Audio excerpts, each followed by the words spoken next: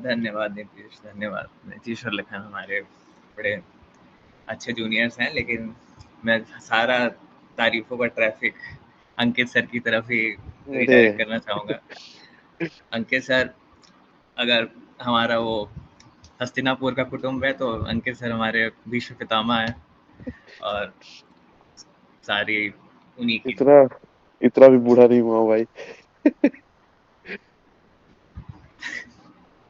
अरे सर आप, लेकिन जो क्रिएटिव फ्रीडम और क्रिएटिव स्पेस जो अंकित सर ने प्रोवाइड की, और जो कल्चर प्रोवाइड किया, वो बहुत ही सराहनीय है। उसकी तो, क्योंकि सर का एक ऐसा ऑरा कह लीजिए, सर का ऐसा व्यक्तित्व है जो मिलने के बाद ऐसा लगा कि नहीं, आप इनसे वो भी पूछ सकते हैं जो आप सबसे नहीं पूछ सकते। आप ये आपको वो भी बता देंगे जो इनके मन में चल रहा है या आपके मन में चल रहा है। तो उन्होंने एक ऐसा कंफर्ट जोन देखो क्रिएट यार कर मैं दिया अपने आसपास कि लोग इनसे उस तरह से जुड़ लेकिन पाए। मैं नीतीश भाई, इस बात पे मैं अंकित सर की तरफ से कहूंगा कि हम वो नहीं बताएंगे जो तुम सुनना चाहते हो, हम वही बताएंगे जो हम बताना हम चाहते सुनाना चाहते हैं। लेकिन हैं। मैं ये कहना चाहूंगा कि देखो ऐसा कुछ नहीं है कि अ, जैसे तुम कहना चाह रहे हो कि मैंने बहुत कुछ स्पेस दिया या फिर लेकिन असलियत ये है कि मैं एक बहुत बड़ा स्वार्थी हूँ। मुझे जिस चीज़ में मज़ा आया वो चीज़ मैंने किया। मुझे लगा कि मुझे लगा कि मुझे इस पे मज़ा आता है कि मैं कोई कोई कविता डिस्कस करूँ, तो मैं आर्यांश से उस कविता पे डिस्कस किया। मुझे लगा कि मुझे बहुत ज़्यादा मज़ा आता है नीतीश से किसी बात पे चर्चा करने पे, तो मैंने उस पे बात कर ली। मुझे लगा कि मुझे बहुत ज़्यादा मज़ा आता है लखन से मिलने में, तो मैं लखन से मिल लिया। तो मैं अगर बहुत बेहद ईमानदारी से कहूँ तो मैं सिर्फ़ अपने बारे में सोचता हूँ। बेहद सीधे ईमानदार होकर के कहूँ, ये एक और इसमें हम्बल अगर इंसान तुम की लोगों को पहचान। अच्छा लगा तो नहीं, नहीं, इसमें अगर तुम लोगों को कुछ भी अच्छा लगा हो तो ये कह सकते हैं कि तुम्हारा कमाया हुआ है, मेरा कुछ नहीं है इसमें, ये तो सर आपका, और कुछ ये नहीं आप है। यही आदमी सर के। लेकिन वही कहते हैं ना कि जो मतलब देखने को, जैसे मैं यूपीएससी की मान लीजिए तैयारी कर रहा हूँ, तो हुँ, अब दिल्ली में कोई मुखर्जी नगर में किसी ने कर दिया टॉप, तो वो मेरे लिए एक प्रेरणा स्रोत है। अब लेकिन हमारे किसी हाँ। गांव के भैया ने कर दिया वो, तो हुँ, वो एक जो लोकल रेफरेंस है, वो एक बड़ा हुँ, हुँ, प्रेरणा स्रोत हुँ, है मेरे हुँ, लिए। तो हुँ, हुँ। कहने को हैं यूट्यूब पे लिखने वाले, कहने वाले, लेकिन जब आप अपने एकदम समीप, आप एकदम समक्ष आप देखते हैं किसी को कि वो अच्छा कर रहा है, तो वो एक अलग प्रेरणा स्रोत होता है। तो चलिए धन्यवाद। ये आप दोनों का बड़प्पन है, कुछ भी कहें पर हमें ऐसा लगता है तो हम कहेंगे, तो फ्रीडम ऑफ स्पीच हमारी रहेगी। मैं एक छोटा सा लूंगा, हमारे साथ लखन भाई भी हैं, इनका इंट्रोडक्शन मैं देना चाहूंगा। ये एक अच्छे वक्ता हैं, अच्छे एक लेखक हैं, और उनसे भी बड़े हमारे एक परम मित्र, मित्र से अत्यधिक एक मेरे भाई जैसे हैं। तो ये भी आज हमारे साथ है, और हम दोनों आपसे मिलके कुछ न कुछ पूछेंगे, कुछ जानकारी लेना चाहेंगे आपके साहित्य जर्नी को लेकर। तो शुरू किया जाए लखन सर, और की इजाजत तो है ही हमारे पास। सर, इजाजत दीजिए सर।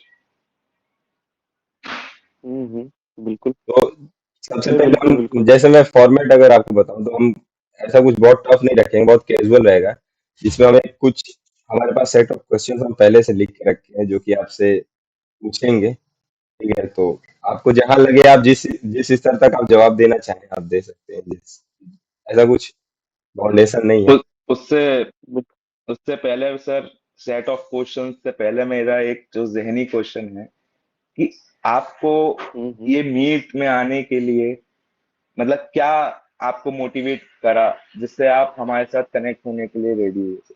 आप अपना ऑफिस आवर्स में, अपना रेस्ट के टाइम में, जो आपके शिफ्ट से अलग रेस्ट टाइम है, उसमें आप कुछ और कर सकते थे, या अभी वो जैसे कि आर्यन सर लखनऊ में, वो अपनी सिस्टर के यहाँ है, तो उन पर भी कुछ काम होगा, तो लेकिन फिर भी हमारे जूनियर्स के कहने पे आपको क्या मोटिवेट करा, और हमारे लिए नहीं, आप जो हमारी लाइव स्ट्रीम चल रही है उनके लोगों को, तो आपको क्या मोटिवेट करा कि आप हमारे साथ आने के लिए रेडी हुए?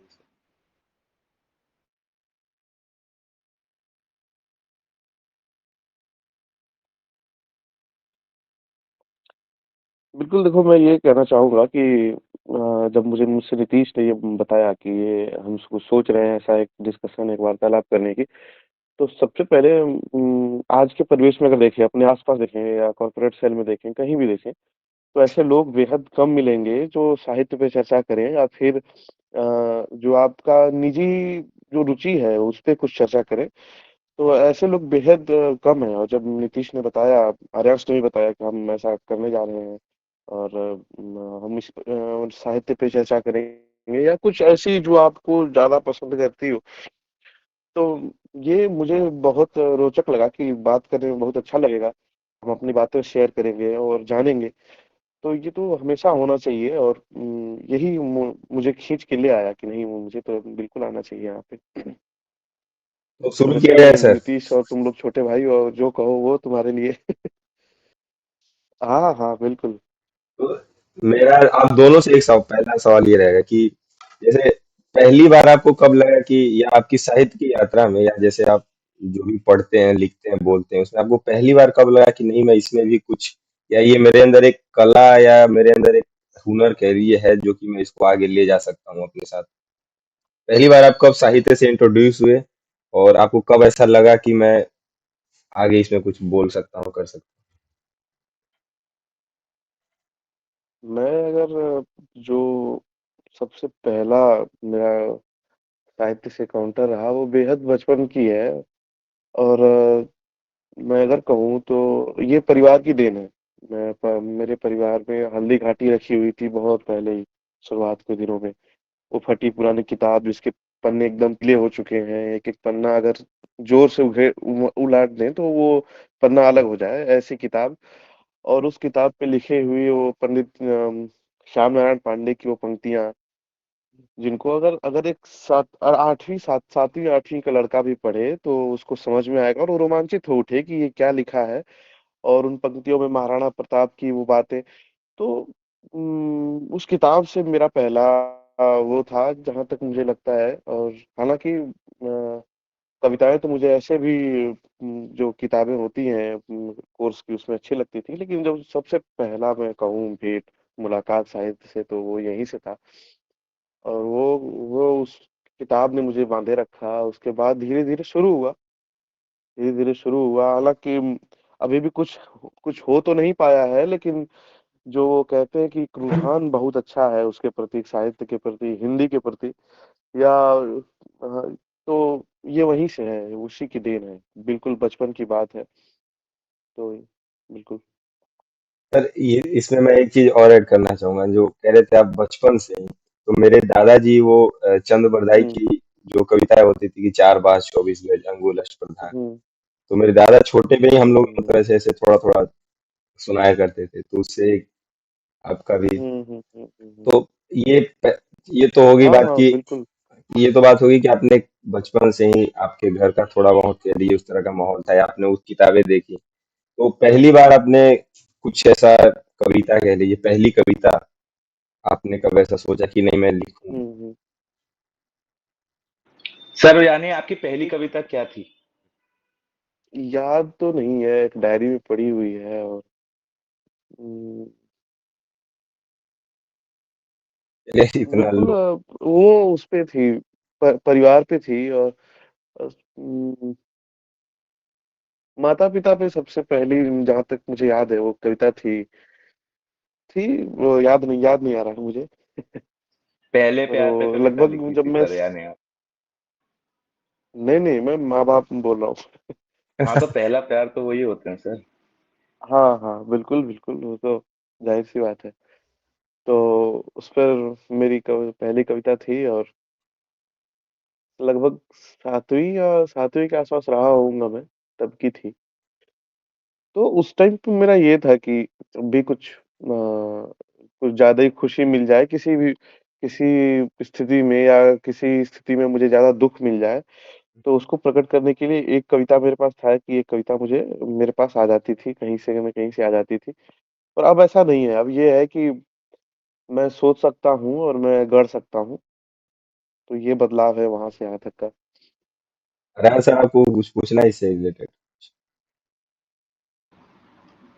क्या? अ, अरहान सर कुछ सर आप रेहान सर को कह रहे थे कुछ अच्छा। पूछे।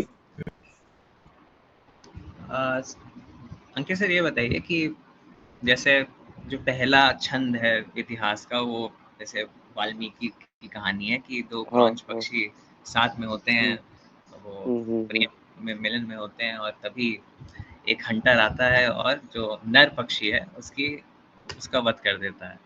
और हुँ, उस अपार वेदना में वाल्मीकि जी सबसे पहला इतिहास का छंद लिखते हैं, जिसके बाद ब्रह्मा जी आते हैं और उनको कहते हैं कि इसी मीटर में, इसी स्ट्रक्चर में तुम रामायण लिखो।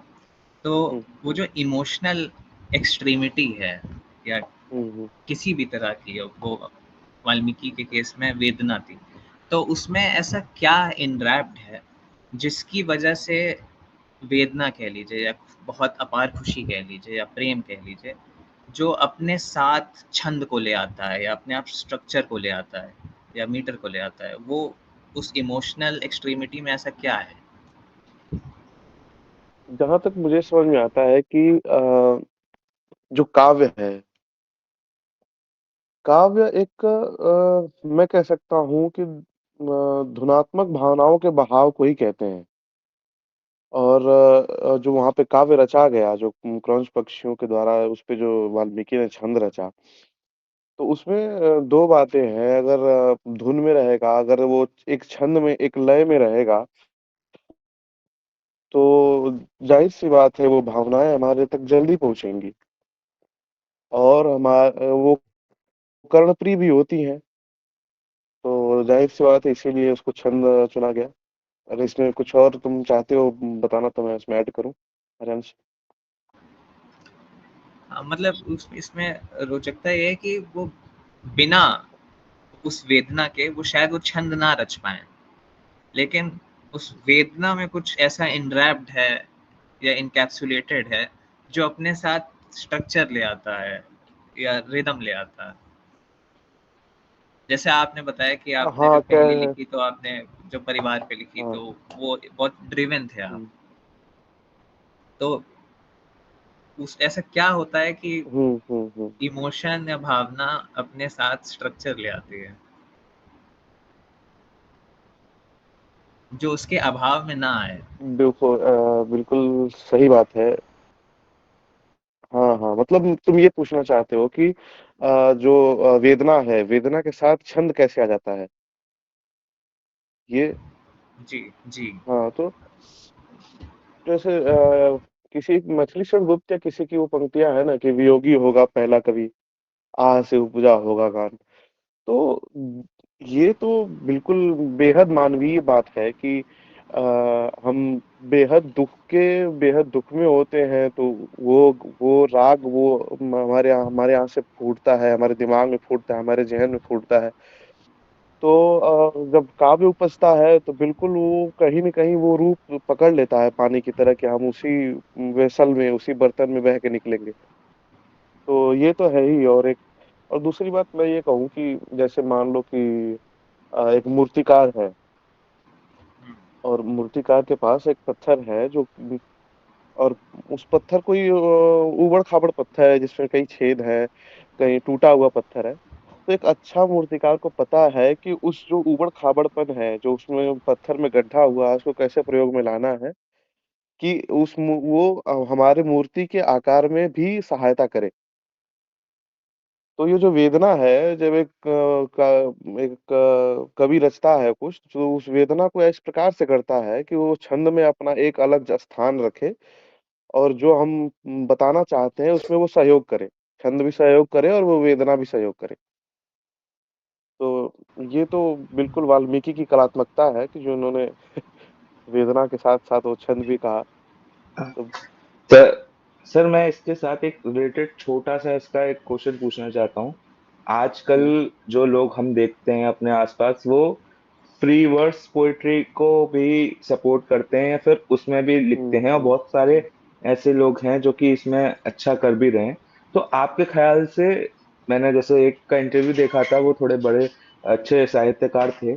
उन्होंने कहा कि देखिए, फ्री वर्स पोएट्री जैसी कुछ चीज नहीं होती, लेकिन जो परवीन शाकिर जी थी, परवीन शाकिर जी की एक खुशबू करके सबसे पहली किताब थी, तो उसमें उनके जो सब या फिर उनके जो अच्छे अच्छे काम हैं, ज्यादातर उनके फ्री वर्स पोएट्री में काम, आप अगर देखें तो फ्री वर्स पोएट्री से आपका क्या मतलब वो है कि आप क्या समझते हैं फ्री वर्स पोएट्री नहीं, को? नहीं। अच्छा देखते हैं, बुरा देखते हैं, या फिर जज नहीं किया जा सकता?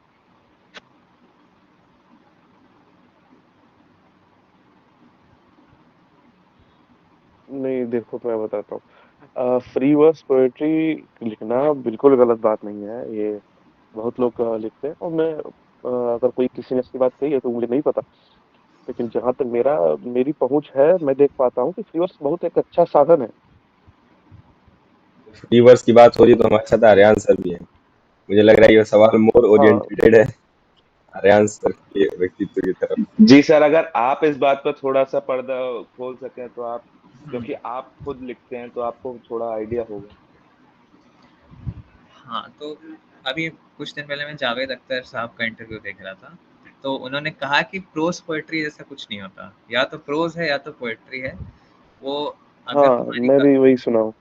हाँ, अगर तुम्हारी हुँ। कविता में apparently on the surface peripheral level पे वो रिदम नहीं है, लेकिन एक उसमें कुछ होगा जो उसको प्रोज से अलग करता होगा, ठीक है? वो पोएट्री भले ही दिखने में वो ना लगे, लेकिन उसमें एक अलग वो प्रोज से हट के कुछ होगा जो उसको पोएट्री बनाता है। वो पोएट्री एक अलग भाषा में होती है। वो वो प्रोज सी दिख के भी प्रोज से अलग होती है, ठीक है? तो निराला ने भी छंद मुक्त लिखा, लेकिन वो ऐसी नहीं होनी चाहिए कि आप, क्योंकि आपको छंद में लिखना नहीं आता इसलिए आप छंद मुक्त लिखते हैं, ठीक है? वो ऐसा होना चाहिए कि आपका जो विचार है वो नहीं आ सकता, या आप नहीं लिख पा, मतलब आपका वो मन ही नहीं है, या आप लिखना ही नहीं चाहते हैं। वो उस उसकी जो अभिव्यक्ति है वो मुक्त छंद में ही हो रही है। तो उस वो भी कविता ही है, उसमें हो सकता है अपेरेंटली कोई स्ट्रक्चर ना हो, लेकिन जो जावेद अख्तर साहब ने कहा कि उसको वो जिस तरह से वो पढ़ते हैं उसमें रिदम आ जाती है, अगर आपने वो इंटरव्यू देखा हो तो जैसे उनकी एक कविता है शतरंज के ऊपर, इस शतरंज, हाँ। वो वैसे स्ट्रक्चर में नहीं है, लेकिन वो जिस तरह से वो पढ़ते हैं उसमें एक बीट है, उस बीट पे वो चल रही है कविता। जी जी, तो समय की थोड़ी सी मैं अभाव है, और मैं एक अ, अंकित सर से एक सवाल पूछना चाहूंगा कि जैसे मतलब अभी तो इमोशंस की ही बात चल रही है, भावनाओं की। तो आप पहला किताब या कुछ कह लीजिए पहली कविता कुछ ऐसा पढ़ा जिसके बाद आपको बहुत ज्यादा भाव विभोर हो गए आप, आपके अंदर लगा कि मेरे अंदर की करुणा का बहाव बहुत अत्यधिक मात्रा में हो गया, या लगा कि नहीं ये मुझे कचोट दी पढ़ने के बाद? कुछ ऐसा पहला अनुभव जो आपको लगा कि ये पुस्तक पढ़ा और मेरे अंदर की कुछ ऐसी भावनाओं को टच कर गया जो कि मैं कभी एक्सप्लोर नहीं किया था उस तरह की?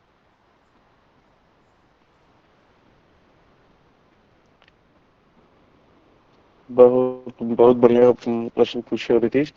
और मैं बताता हूँ, वो पहली किताब जो एक उपन्यास जिसने मुझे बिल्कुल मतलब झकझोर दिया, और वो किताब थी अज्ञे की, शेखर एक जीवनी।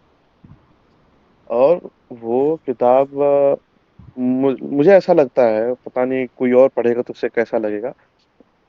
मुझे ऐसा लगता है कि मुझको मुझसे ही मिलवाया है उसने।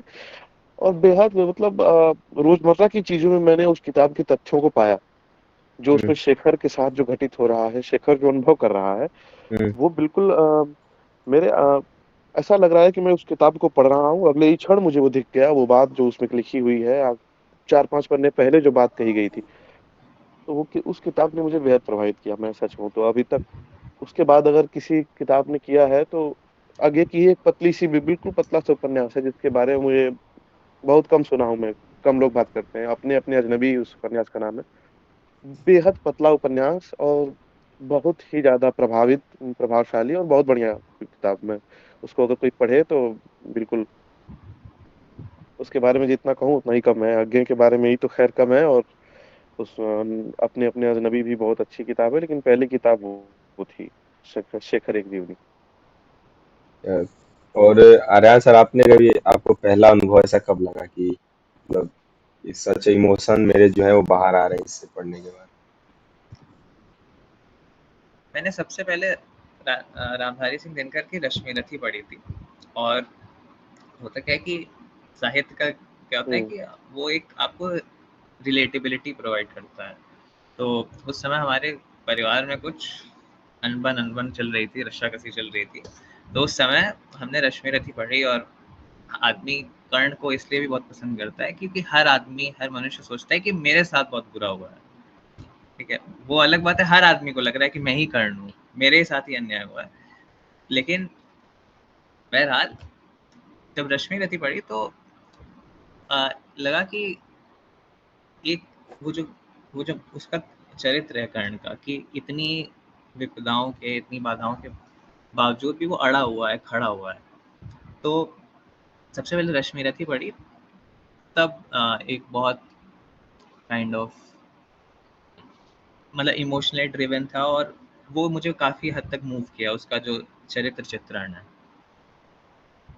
सर अभी आप क्या पढ़ रहे हैं कि सर मतलब आजकल अभी अगर रिसेंट में देखा जाए तो आप क्या पढ़ ज्यादा अभी पढ़ रहे हैं या कोई ऐसी बुक जो अभी आप पढ़ रहे हैं? अ, अभी अभी एक निबंध संग्रह, हाँ हाँ, अभी एक निबंध संग्रह लाया हूँ मैं निर्मल वर्मा का। हम्म, तो उसको शुरू करना है। हालांकि एक निबंध उसमें से पढ़ा भी हूँ। हम्म। और ज्यादा कुछ तो हो नहीं रहा है। यही थोड़ा बहुत चल रहा है। एक इब्ने इंशा की नज्मों की किताब भी, प्रतिनिधि कविताएं जो आती है, जो राजकमल। वो खरीदा है मैंने। इब्ने इंश हाँ हाँ, राजकमल पब्लिकेशन से आता है।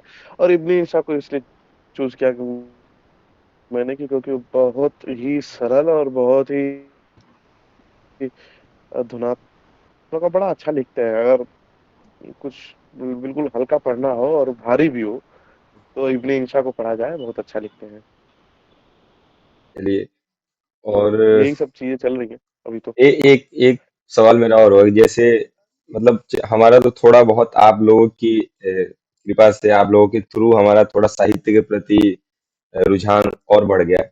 पर अगर कोई ऐसा व्यक्ति हो जो मूड कह लीजिए इस फील्ड में, जो कि उसे कुछ ज्ञात ना हो, अगर उसे आपको कहना हो या उसे आपसे वो पूछे कि मुझे साहित्य को जानना है या इसको जानना है, तो आप कोई ऐसे बुक सेट ऑफ बुक्स बताएंगे या कुछ ऐसी किताबें उन्हें बताना चाहेंगे कि पहली बार कोई अगर पढ़ रहा है तो क्या पढ़ना चालू करे?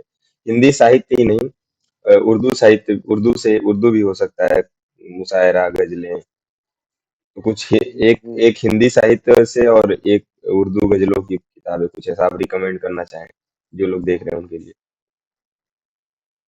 हम्म, अब ये तो आजकल ये प्रश्न भी बहुत प्रचलन में है, और वो किताबें भी बहुत प्रचलन में है उनका नाम। और वो सीधी सी है कि प्रेमचंद को उठाया जाए, प्रेमचंद से शुरू किया जाए, प्रेमचंद की कहानियां, प्रेमचंद के उपन्यास गोदान वगैरह।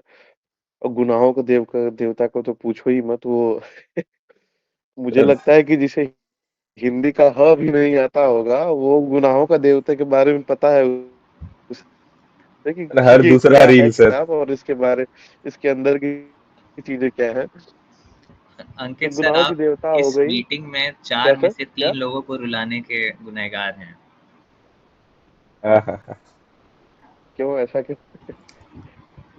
गुनाहों के देवता आपने जो रिकमेंड किए हैं हम तीनों को, और तीनों सर, रोए हैं। ओ, ये तो बहुत टेरेबल हॉरेबल अच्छा, वो था एक्सपीरियंस। तुम तीनों ने मेरे ही कहने में पढ़ा क्या? जी जी। सर। और आप ही के तो अब कहने आप पर अपने तो गुनहगार हैं ही, अरे आप हम तीनों अरे, के भी तो गुनहगार आप ही ये हैं। ये तो चादर ढक ढक के सिसक ये तो सिसक मेरे के लिए बहुत रोए। बड़ी बात हो गई। याद है सर, इससे ज्यादा खुश मैं कभी नहीं हो सकता हूँ कि ये हम रेखता में मिले सर, आपने कहा था छोटी सी पतली सी है, और एक आषाढ़ का एक दिन भी आपने कहा था। तो उन दोनों पुस्तकों का आप ही के द्वारा हाँ हमारे हाँ परिचय हाँ हुआ, हाँ हाँ। और पता नहीं क्यों बहुत हृदय के अंतःकरण को छू गया, मेरे ही नहीं ये हमारे। आषाढ़ का एक दिन भी क्या ही बताऊं मैं उसको उसको उस उसको अगर, हाँ, बिल्कुल उसको पूरे भाव के साथ अगर कोई पढ़े आषाढ़ के एक दिन को, तो हो ही नहीं सकता है कि आंखें नम ना हो। ऐसा बिल्कुल ही मतलब रेयर केस है कि ऐसा नहीं होगा। और सर, आषाढ़ एक दिन सूरज बहुत का ही अद्भुत है। सूरज का और सातवां घोड़े पे गुनाहों का आप देवता तो कुछ खैर है कहना ही। चाहेंगे? सूरज का सातवां घोड़ा। वो अभी मैं, हाँ हाँ, अभी पढ़ा नहीं हूँ मैं, उसे पढ़ना है मुझे अभी। मैं कहीं और भटक गया था किसी और किताबों में, तो वहां तक नहीं पहुंच पाया हूँ। जरूर बताऊंगा मैं उसके बारे में। सर और सर एक एक सौरभ एक दिन यार, एक दिन हम लोग और रखेंगे। और हाँ सर, मैं ये बताना बताओ चाहता हूँ बताओ। कि मीटिंग का एक्चुअली टाइम है, तो इसका एक हम इसके बाद अगर ये एंड हो जाए हम्म तो हम नेक्स्ट उसी मतलब दोबारा ज्वाइन कर लेंगे एक और मीटिंग बना के, है ना? हम्म तो वो इसमें टाइम लिमिट है, इस वजह से एंड हो सकता है, तो उसके लिए सॉरी। हम्म। ठीक हम्म, है। तो सर एक चीज ठीक और है, कोई पूछना बात था आपसे, जैसे कि नहीं। ये तो हो गई हिंदी साहित्य की बात। हम बैरियर्स में नहीं बनना चाह रहे हैं कि हम्म मतलब कि एक सेट चीजें पढ़ रहे हैं या हिंदी साहित्य हम्म। को ही पढ़ रहे हैं, क्योंकि वेरिएशन ऑफ थॉट्स अगर हमारे जीवन में नहीं होंगे, मतलब कि कोई कैसे, सामने वाला कैसे हम्म। सोच रहा है, तीसरा पर्सन कैसे सोच रहा है, तो अगर आप कुछ हिंदी या इंग्लिश लिटरेचर पे कुछ प्रकाश डालना चाहे, इंग्लिश लिटरेचर को अगर आपने कुछ पढ़ा हो, कुछ चीजें आपके दिमाग में हो कि नहीं ये चीजें बहुत बढ़िया, ये राइटर्स जो मैंने पढ़े वो बहुत बेहतरीन थे, तो कुछ इंग्लिश लिटरेचर पे सर अगर आप बता पाए। हाँ हाँ, जैसे इंग्लिश लिटरेचर में, मैं इंग्लिश लिटरेचर उस तरफ मैं बहुत कम ही गया हूँ, लेकिन अभी कुछ ही दिन पहले मैंने दोस्तोवस्की की व्हाइट नाइट्स खत्म की। और अगर सच में अगर मैं अपने बेहद ईमानदारी से बात कहूँ, तो व्हाइट नाइट्स मुझे बहुत कुछ खास नहीं लगी। और वो एक सरल सी कहानी है, बेहद उसमें कुछ लेयर्स नहीं है। हाँ, लेकिन अगर हो सकता है कि आगे वो ऐसा भी कहा जाता है कि व्हाइट नाइट्स में जो दोस्तोवस्की का जो इफेक्ट है वो कम है। तो हो सकता है कि जो असली जो दोस्तोवस्कियन जो नॉवेल है वो हो सकता है कोई और हो, उसको मैं करूंगा। बाकी रशियन लिटरेचर में मैं मेटामॉर्फोसिस पढ़ने की कोशिश कर रहा हूँ। और तो और एक उत्कर्ष ने मुझे एक किताब दी थी जॉन बुशान की, वो पढ़ रहा हूँ मैं। वो कुछ पन्ने पढ़ चुका हूँ। 39 स्टेप्स करके है वो किताब का नाम। वो काफी अच्छी लग रही है मुझे, उसका प्लॉट अच्छा है, तो उसको पढ़ रहा हूँ मैं। मेरा तो वही चल सर रहा अभी इंग्लिश लिटरेचर में तो। मुझे ये आर्यन सर ने मुझे दोस्तोवस्की के बारे में थोड़ी बहुत बताई थी। मैंने क्राइम एंड पनिशमेंट वगैरह उनकी मंगा के रखी है। मैंने व्हाइट नाइट्स वाली उनकी शॉर्ट स्टोरीज पढ़ने लायक हैं, जो जल्दी जल्दी खत्म, अगर थोड़ा बहुत रुचि लाना है तो। आर्यन सर आप बताइए, आप थोड़े बहुत इंग्लिश के भी हाँ हाँ, इंग्लिश में अभी मैं हाँ, यूजुअली आर्यांश मैं पढ़ता है। इंग्लिश एज इन मतलब जो मूल इंग्लिश है, जो क्या इंग्लैंड की हो या अमेरिका, बस उसका आए 10 मिनट लिटरेचर में। कम ही पढ़ रहा हूँ। लेकिन अभी मैं गैब्रियल गार्सिया मार्केस की 100 Years of Solitude, हम्म। एकाकीपन के 100 वर्ष पढ़ रहा हूँ। वो बहुत सुंदर नॉवेल है, वो पढ़ सकते हैं आप। अगर आपको काफ्कायस्क या कामू या दोस्तोयेव्स्की टाइप की कुछ पढ़नी है, जो जिसमें सच वैसे कोई प्लॉट नहीं होता, लेकिन वो उसका डिस्क्रिप्शन या वो मनोविज्ञान में जो डुबकी लगाती है, तो आप एल्बर्ट कामू की स्ट्रेंजर पढ़ सकते हैं। एक और आपकी दी हुई बुक है मेरे स्ट्रेंजर भी पास सर। कहते हैं। मैंने उसके कुछ हाँ। सर एक इसी के एक साथ मैं एक छोटा सा क्वेश्चन ज्वाइन करना चाहूंगा अंकित सर, और आपसे मैं पूछना चाहूंगा कि आपकी नजरों में इंग्लिश लिटरेचर और हिंदी या उर्दू लिटरेचर में मेन कोर क्या डिफरेंस, क्या अंतर है, उसकी उसकी गहराई में क्या अंतर है, कि लोग उसे कैसे इंटरप्रिटेट करते हैं? एक हिंदी पढ़ने वाला जब किसी इंग्लिश कविता को उठाता है, उसमें जब वो पढ़ता है तो उसे लाइन में डीपनेस नहीं दिखती। उसे दिखता है कि हाँ भाई, कि इट्स अ येलो पाथ, मतलब सूखी हुई पत्तियों का पड़ा हुआ एक रास्ता है, उसमें अंदर रास्ता जा रहा है, बस उसे इतना दिखता है।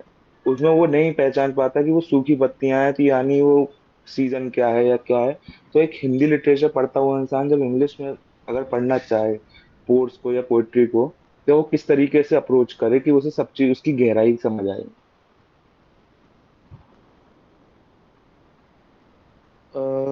आर्यांश, तुम इस पे अगर बताओ तो फिर मैं बताता हूँ। अब मुझे लगता है कि हिंदी लिटरेचर अपने आप में इतना विस्तृत है कि, और वो भी अलग अलग फेजेस में बटा हुआ है, कि एक प्रेमचंद का फेज है, एक निर्मल वर्मा का फेज है। तो हो सकता है कि आपको जो निर्मल वर्मा का राइटिंग स्टाइल है, वो जो मेजॉरिटी हिंदी राइटर्स से ज़्यादा मेजॉरिटी यूरोपियन राइटर्स या जो एग्जिस्टेंशियल उनकी हम्म राइटिंग स्टाइल है, वो ज़्यादा उनसे करीब लगे। अगर तो ऐसा मैं नहीं कहूँगा कि there is a fundamental difference in the sense कि एक सर्टेन टाइप ऑफ वो है हिंदी में और एक certain type of writing English में, ऐसा नहीं होता है। हिंदी लिटरेचर, इंग्लिश लिटरेचर अपने आप में बहुत विस्तृत है। और भाषा की बात यहाँ तक आती है कि जैसे परवीन शाकिर से आई गेस पूछा था कि आप एमए बीए अंग्रेजी में, आप उर्दू में क्यों लिखती हैं?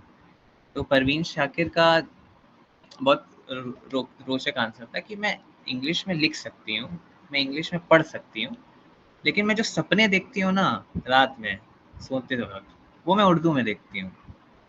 तो मेरी एक कोशिश रहती है कि जो मेरे सपने की भाषा है वो मेरी लेखन की भाषा हो। तो मैं क्षमा चाहूंगा थोड़ा सा रोकने के लिए, एक एड ब्रेक लेंगे और जल्द ही आपसे दोबारा गुफ्तगू होगी। तब तक थोड़ा बहुत पानी वानी आप लोग पी लीजिए।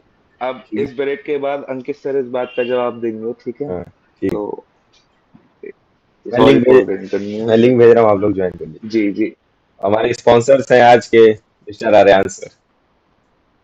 बिल्कुल, बिल्कुल।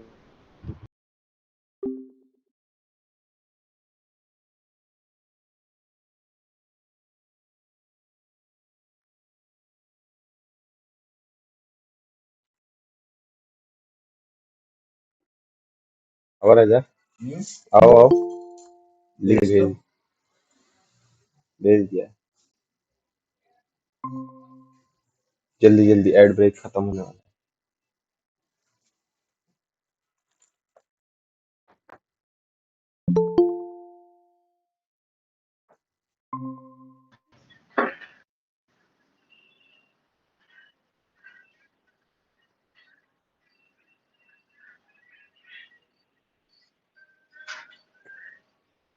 सर आवाज आ रही है?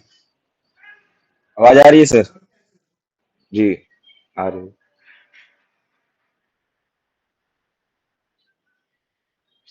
सर अपना माइक ऑन कर लीजिए सर। अभी हम लोग स्ट्रीम पे लाइव है। हाँ हाँ, अभी लाइव है सर।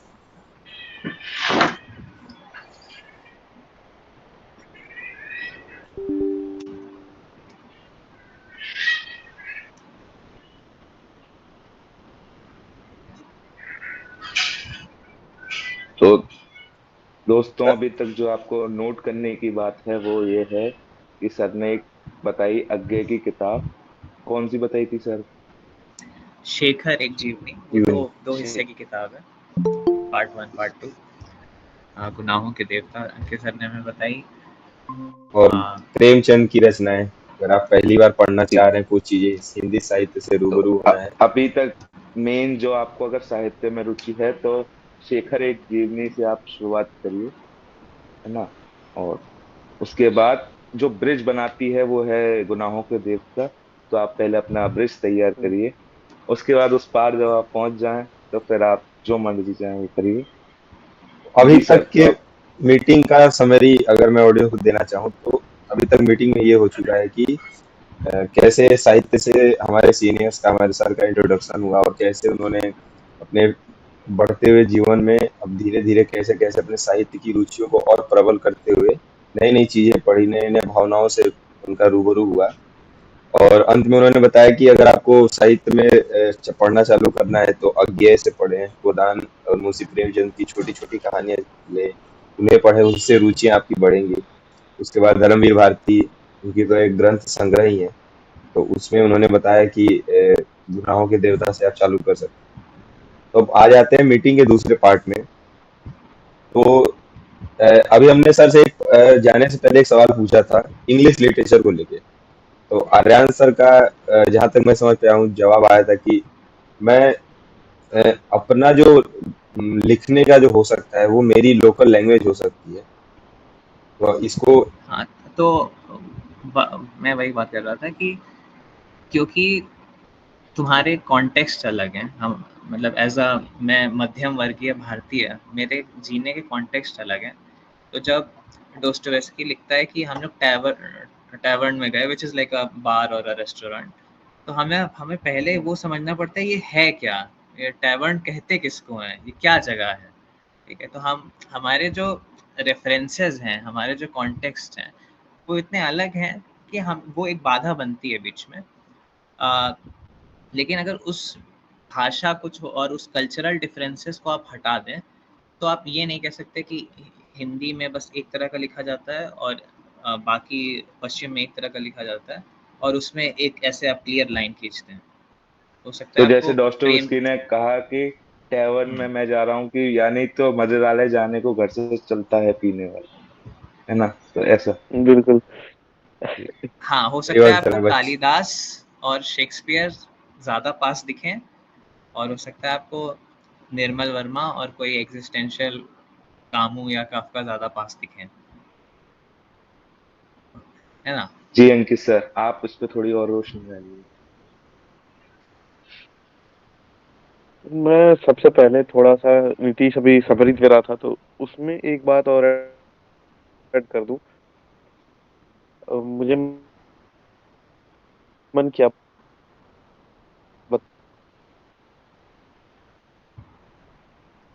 बताने का।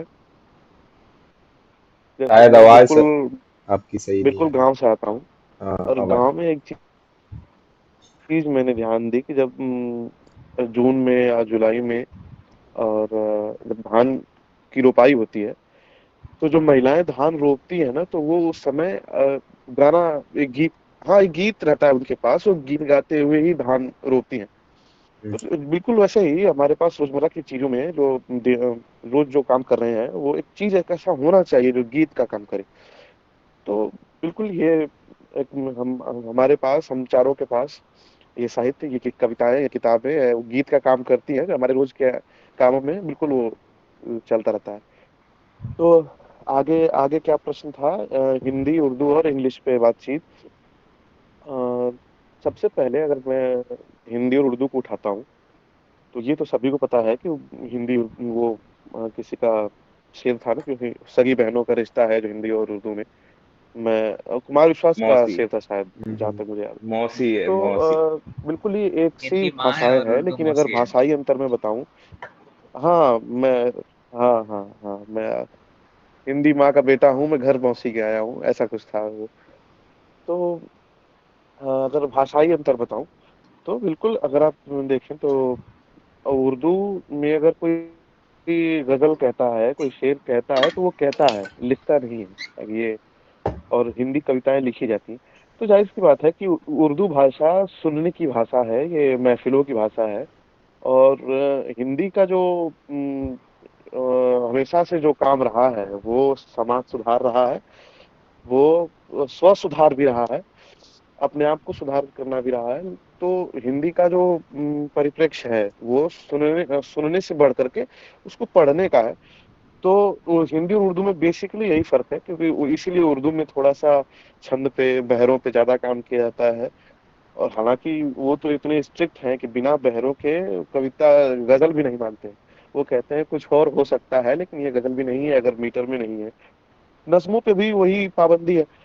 तो हिंदी और उर्दू में बेसिकली वो सुनने का फ़र्क है, वो ऑडेसिटी पे है कि कौन ज़्यादा कर्णप्रिय है, लेकिन काव्य का रूप चाहे हिंदी में हो, अंग्रेजी में हो या उर्दू में हो, एक सा होता है, बिल्कुल एक होता है।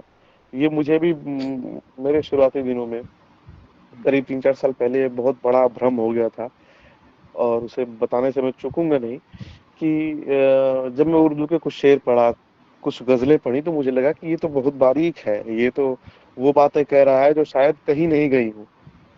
लेकिन फिर जब मैं हिंदी की तरफ बढ़ा, तो मुझे लगा कि नहीं, नहीं, ये तो मैं बहुत बड़ी गलती कर रहा था। ये तो हिंदी में भी बहुत वही बातें कही गई हैं, अगर कुछ स्तर पर तो उससे अच्छी बातें कही गई हैं। तो बिल्कुल काव्य का रूप तो एक होता है। अगर हिंदी, उर्दू कहें और इंग्लिश कहें, तो काव्य का रूप एक है, उसे प्रेज़ेंट करने की तरीके अलग-अलग हो सकते हैं। आर्यांश, अच्छा तुम अंकित सर, कुछ इस पे बताओ तो? जैसे आपने वो कहा कि उर्दू सुनने की भाषा है, तो मैं गज़ल की बाबत शायद हुँ, आपने हुँ। एक बार रिकमेंड की थी, तो मैंने उसका वो इंट्रोडक्शन हुँ, काफ़ी लंबा-चौड़ा है, मतलब किताब शुरू होने के हुँ, पहले। हुँ, हुँ। तो उसमें हुँ, कहते हैं हुँ, कि हुँ, हुँ। जो जो भाषा जो गज़ल का कल्चर है या शेर व शायरी का कल्चर है, वो पहले अरब के कोर्ट्स, जो मतलब राजाओं की सभा होती थी, फिर अरब के कोर्ट से होते होते, पर्शिया के कोर्ट से होते होते भारत के कोर्ट्स में आया। हम्म, तो हम्म, अब कोर्ट्स में तो राजा साहब बैठे हुए हैं, तो हम्म, उनसे चाहिए अशरफियाँ हमें चाहिए। तो हम्म, और एक तरह से कहें कि इसीलिए आप देखेंगे हर ऐसा स्ट्रक्चर होता है कि हर दूसरी लाइन में एक पंच आ रहा है और एक उसमें एक सरप्राइज एलिमेंट है शेर में। तो हम्म, आप क्योंकि दोनों भाषाओं में लिखते हैं, तो क्या आप उस अपने आप को कभी-कभी उस लूप होल में फंसा हुआ पाते हैं कि वो जो अब जो मॉडर्न डे अशरफियाँ हैं, वो तालियाँ हैं, हम्म, दात हैं, जो ऑडियंस का हम्म, फीडबैक है, रिएक्शन आ रहा है कि नहीं आ रहा है हर शेर के बाद।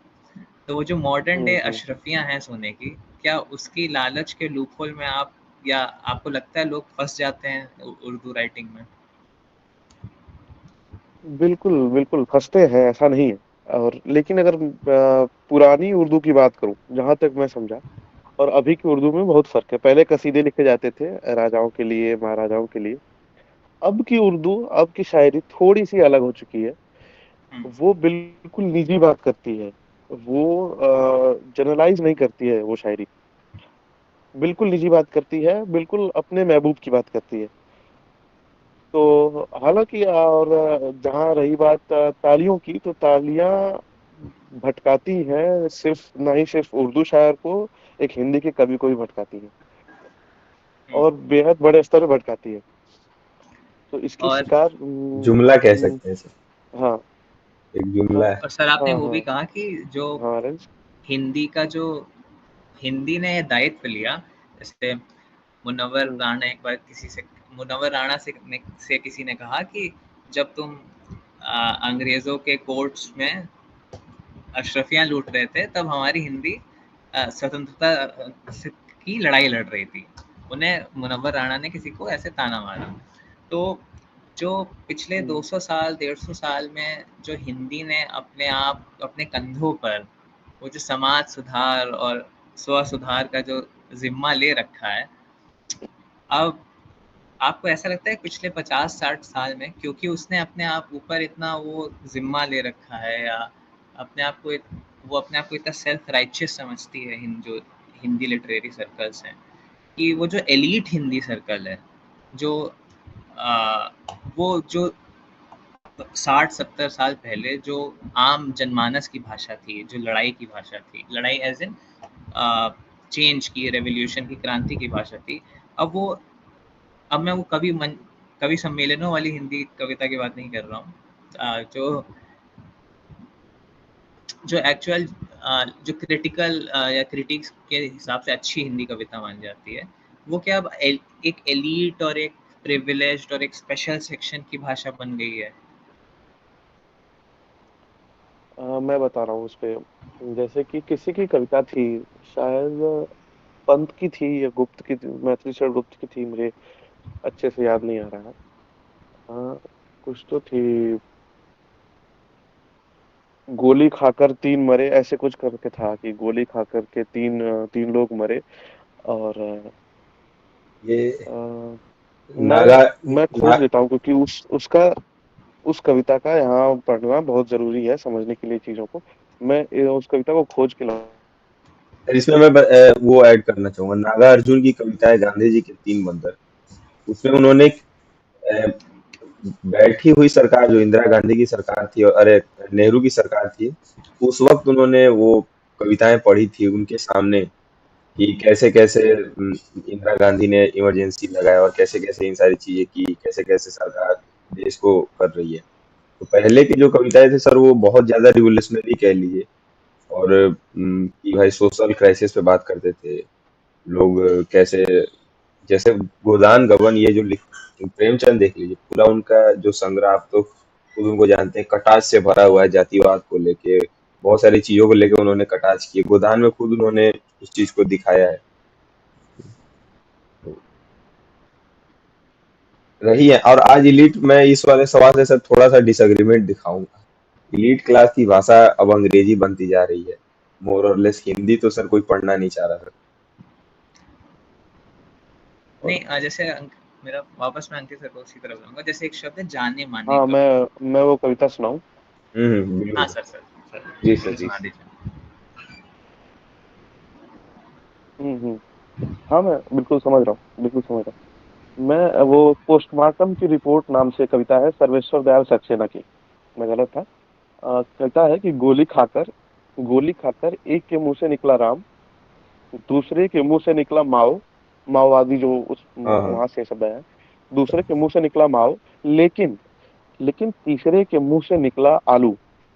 पोस्टमार्टम की रिपोर्ट है कि पहले दो के पेट भरे हुए थे। ये ये उस फिलॉसफी पे उतरती है कविता, इतनी सरल है लेकिन बहुत बहुत बृहद बात करती है। इसका कोई इस कविता का जो क्षेत्र है वो कहे कि बहुत बड़ा है। तो इस कविता से मैं ये बताना चाहता हूँ कि हिंदी के पेट भरे हुए नहीं थे शुरुआत के दिनों में, और उस समय भी उर्दू के पेट भरे हुए थे। उर्दू राज दरबारों की भाषा थी, उर्दू अशरफियों की भाषा थी। तो जब पेट भरे हुए होते हैं तो राम दिखते हैं, माओवाद दिख जाता है, महबूब दिख जाता है, प्रेमिका दिख जाती है। लेकिन जब पेट खाली है तो आलू ही दिखेगा, समाज सुधार ही दिखेगा। तो ये हिंदी की जिम्मेदारी नहीं, मजबूरी थी समाज सुधार करना और एक क्रांति लाना। तो हिंदी में जो अब बदला हुआ रूप इसीलिए दिख रहा है क्योंकि हिंदी हिंदी भी अब समृद्ध हो चुकी है कहीं ना कहीं। तो जो आर्यंस का प्रश्न था कि एक जाने माने कवि ही अच्छा लिख रहे हैं या इलीट लोग ही, इलीट लोगों के पास ही एक अच्छी कविता है, अच्छा साहित्य है, उसका देन यही है क्योंकि अब समाज सुधार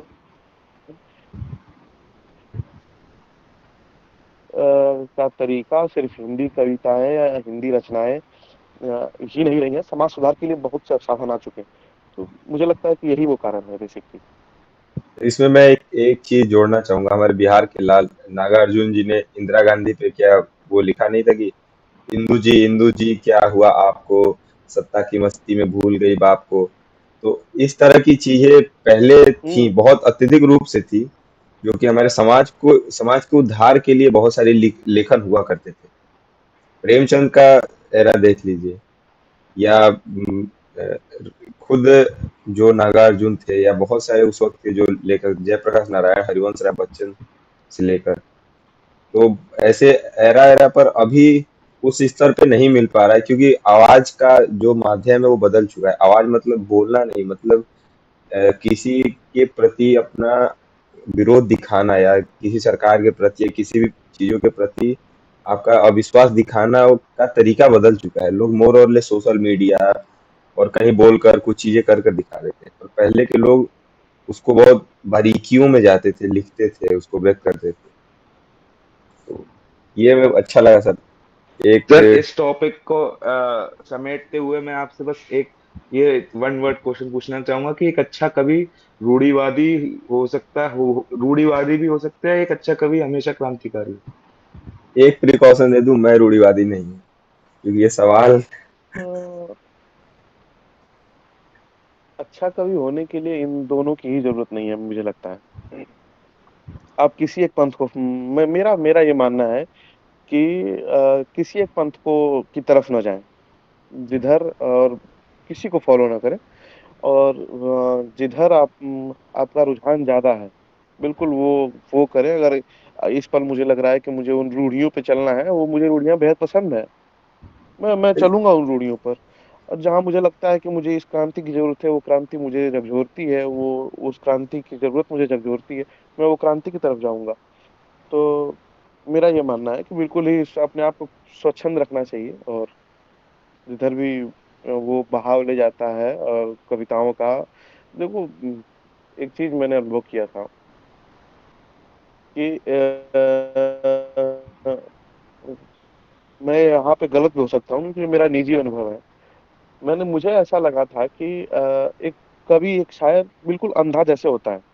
वो वही देखता है जो रचना उसे दिखाती है, वो जो कविता उसकी दिखाती है वो वही देख पाता है।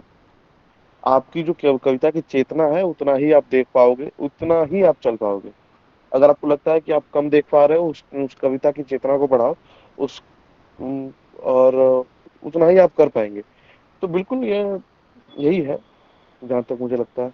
एक चीज मैं और अगर इसमें इसमें ऐड करना मैं चाहूँ। गलत भी हो सकता हूँ, ये मेरा निजी अनुभव है। नहीं नहीं सर, क्या जो प्री कंसाइज माइंड में आप एक विचार लेके चलते हैं, क्या उसका लेखन पे बहुत अत्यधिक रूप से प्रभाव पड़ता है? कि मतलब मैं एक हो सकता है कि एक तबका जो है वो मार्क्स को मान रहा है, एक लेनिन को मान रहा है, एक माओ को मान रहा है, एक लिबरल है, कंजर्वेटिव है। तो क्या इस तरह की विचारधारा या पॉलिटिकल आइडियोलॉजी भी आपके लेखन पे प्रभाव डाल सकती है? ये दोनों से सर सवाल है, आर्यन सर से भी यहाँ सवाल है और आपसे भी सवाल है। हम्म। जैसे कि बिल्कुल आपका आसपास का परिवेश बिल्कुल बिल्कुल असर करेगा। वो कौन था आर्यांश, प्लेटो थे या कौन था प्लेटो प्लेटो। जिन्होंने महिलाओं के बारे में बहुत ही कुछ भी अच्छा नहीं लिखा है। शायद प्लेटो या सोक्रेट्स थे, कोई सोक्रेटिस थे। सोक्रेटिस हाँ, उन्होंने तो वो उस समय का परिवेश ही वही था, तो वो उनके उनके काम में दिखा है। तो बिल्कुल आपका आसपास का परिवेश बिल्कुल असर करेगा।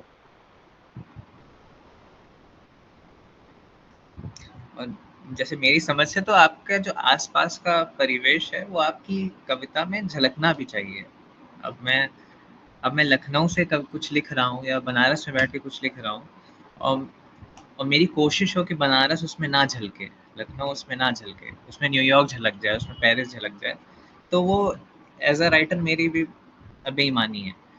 लेकिन अब जैसे आप दिनकर 1971 की वॉर के समय लिख रहे हैं, कुरुक्षेत्र में युद्ध और शांति लिख रहे हैं, 3 दिवस तक पंथ मांगते रघुपति सिंधु किनारे बैठे पढ़ते रहे चंदन उन्हें के प्यारे प्यारे, उत्तर में जब एकनाथ भी उठा नहीं सागर से, उठी अधीर धड़क पौरुष की आग राम के शर से, सच पूछो तो शर में ही बसती है दीप्ति विनय की, संधि वचन संपूज्य उसी का जिसमें शक्ति विजय की। तो ये क्या कविता बात। युद्ध पे लिखी जा रही है ना, और ये आक्रोश से भरी कविता है। ठीक है, अब कहने को किसी दर्शन में, किसी विचारधारा में कि युद्ध बुरा है या हिंसा बुरी है या किसी को मारना बुरा है, लेकिन जो दिनकर का ये जो प्रो वॉर स्टैंस है, इसका जो स्रोत है, इसका जो सेंटर है, वो अग्रेसिवनेस या वायलेंस से नहीं है पनप रहा है। वो एक एक करुण भाव से या एक संवेदनशीलता के भाव से उसका सेंटर है, उस वॉर का भी, उस युद्ध का भी। तो अगर आप रूढ़िवादी हैं, आप कंजर्वेटिव हैं या आप लिबरल हैं, तो इसकी जो आपका जो इंटेंशन ये नहीं होना चाहिए कि क्योंकि मैं इस विचारधारा में मानता हूँ, मुझे मैं इसका परिपोषक बनूंगा, मैं इसकी एडवोकेसी करूंगा। वो कविता हमेशा एक संवेदनशील और एक करुणा के स्रोत से निकलनी चाहिए मेरे हिसाब से। हो सकता है एकदम गलत हो। तो जब आप युद्ध की भी बात कर रहे हैं, जब आप हिंसा की बात कर रहे हैं या आप मारने की बात कर रहे हैं, तो उसमें भी किसी एक करुणा भाव, एक संवेदनशीलता के वो स्रोत से निकले। बाकी हम सब अपनी कंडीशनिंग के बाई प्रोडक्ट्स हैं, हम अपने इन्वायरमेंट्स के बाई प्रोडक्ट्स हैं, और वो इनएविटेबल है कि वो हमें हमारे लेखन में झलकेगा। सर इसमें मैं अब ये हमारा एक पड़ाव पार हुआ, तो अब यहाँ मैं बताना चाहता हूँ कि हम कितने गंदे होस्ट देखो हैं इस बार। इस ये जी सर। जैसे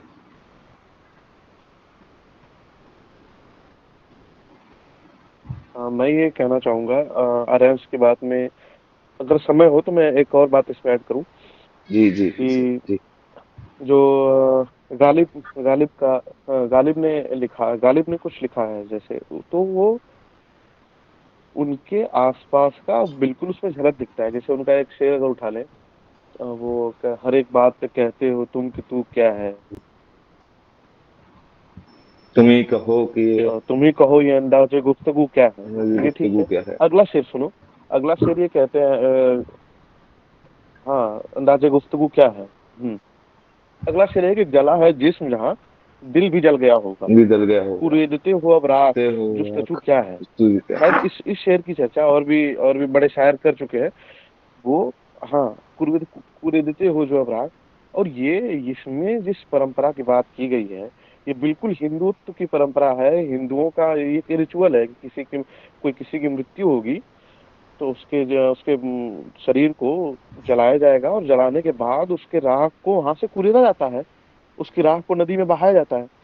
तो गालिब के शायरी में वो आसपास की चीजें कितनी सुंदर तरीके से आ रही हैं। कि जो मेरा जहाँ जिस्म जला है, मेरी शरीर जला है, वहां मेरा दिल भी जल गया है। राख को क्यों खरीद रहे हो भाई, अब उसमें कुछ नहीं मिलेगा। तो जी ये जो बिंब दिखता है वो बिल्कुल आपके आसपास से निकल के आता है। आप दिखते हो आपकी रचनाओं में। बस यही था। जी, तो तो सर मैं आपका जो जो कह लेखन रहा है था। वो आपके समय का सूचक होना चाहिए। उसमें जी ये हाँ ज़रूरी नहीं है कि आप होता भी उससे है, वो बंधे रोक हुए नहीं हैं, सकता है कोई। लेकिन एक साक्षी भाव तो हम्म अभिव्यक्त होना चाहिए। तुलसीदास भी तो सर, मतलब आज हम्म। के जो कह लीजिए जो कि अभी यूरोप में टर्म चल रहा है फार राइट विंग या फार लेफ्ट विंग, तो फार राइट विंग भी आज के समय तुलसीदास को एक लिबरल के तौर पे ही देखते हैं। जैसे उनकी लाइनें नहीं थी कि मैं मंदिर में भी रह सकता हूँ, मस्जिद में भी खा सकता हूँ, मैं तो बस एक बस वो तो, इनको उस समय ये पॉलिटिकली डिस्कोर्स को देखते हुए नहीं लिख रहे थे, मतलब मेरी समझ से। मंदिर मस्जिद बैर बढ़ाते, मेल कराती मधुशाला। हाँ, तो माशाल्लाह। ये क्या ऐसा लगता है कि वो उस डिस्कोर्स को देख के लिख रहे थे, या मतलब आज के परिदृश्य में लोग उसको ऐसा बनाना चाह रहे हैं लेखन को? क्योंकि उन्होंने रामचरितमानस लिखा, एक तबका उनको मानता है कि भाई ये तो हिंदूवादी है, ये है। और कुछ चीजें जैसे उनकी लेखन देखने के बाद लोग कहते हैं कि अरे ये तो, मैंने भी मैं खुद अपना बता रहा हूँ कि मैंने जब तो रामचरितमानस तो हमारे यहाँ पूजनीय है, उसको सब पढ़ते हैं, हम भी पढ़े। तो पर जब मैंने सुंदरकांड पढ़ा, फिर उसके बाद मैंने कुछ लाइनें ऐसे रैंडम कहीं बनारस के वहाँ लंका, जब कबीर नगर जहाँ कोचिंग वगैरह है, वहां मैंने देखा तो लिखा हुआ था कि मैं मंदिर में भी खा सकता हूँ, मस्जिद में भी। तो मेरे दिमाग में पहला थॉट यही है कि क्या ये लिबरल थे या कुछ ऐसा सोचते थे। तो फिर मैंने उसमें पढ़ा तो पता चला कि बहुत बाद में इन सारी टर्म्स को इंट्रोड्यूस करके ऐसा किया है। तो आपका हम्म। क्या इस पे है टेक की? एक हमारे यहाँ किसी का दोहा था, वो मुझे शायद कबीर का ही था, मुझे याद नहीं आ रहा है। उसको दूसरी पंक्ति मुझे याद आ रही थी कि मोहे तो मोरे कबित बनावत, ऐसा कुछ था शायद। तो उसका उसका सार यही था कि हम कविताएं नहीं रचते हैं, हम कोई काव्य नहीं रचते हैं, वो कविताएं हमें रचती हैं। तो बिल्कुल। और तुलसीदास के अगर बारे में भी बात करें तो बिल्कुल ही वो, ये टर्म्स तो बहुत बाद में आया, और ये जो राजनीति चल रही है इस पे, ये भी तो बहुत बाद में है। ये बहुत दूर की चीजें हैं, बहुत ऊपर की चीजें हैं, तो उस पर। सर, एक एक हमारा अगला सेगमेंट है, जैसे कि अभी तो हम लोग बात कर सर ली कि आपने। मैं नीतीश भाई 2 मिनट रुको सर, मैं एक इसमें तन जोड़ना चाहता हूँ कि देखिए हम कितने गंदे होस्ट हैं कि हमने अभी तक जो हमारी फहरिस्त थी सवालों की, उनमें से शायद 1 या 2 सवाल के अलावा कुछ नहीं पूछा गया है यहाँ पे, है हम ना। अपने प्रलोभन दूसरा में सर, तो मैं तो इससे पता चलता है कि हमने कितने गंदे नहीं नहीं, वो हैं। मैं बताता हूँ। जी। नहीं नहीं, इसमें ये भी हो सकता है कि जो बोलने वाले हैं वो भी खराब हो सकते हैं, क्योंकि वो रुके ही नहीं। नहीं नहीं नहीं। नहीं। ये भी एक ये भी एक कारण हो सकता है, ऐसा नहीं है। नहीं नहीं। सर तो एक बार ऑडियंस के लिए, हम इतनी थोड़ी सी डीप बातें हो गई, इसके बीच में एक आर्यन सर और एक आप, आपकी जो भी पसंदीदा रचना हो, थोड़ा सा आप थोड़े उसमें सुना दीजिएगा, गाकर उसे, और आर्यन सर अपने कुछ है, तरीके से सुना दें तो उसके लिए हमारे ऑडियंस में थोड़ा रुचि बनी रहे, लखन भी कुछ पूछ रहा है। अगर आप कंफर्टेबल हैं तो।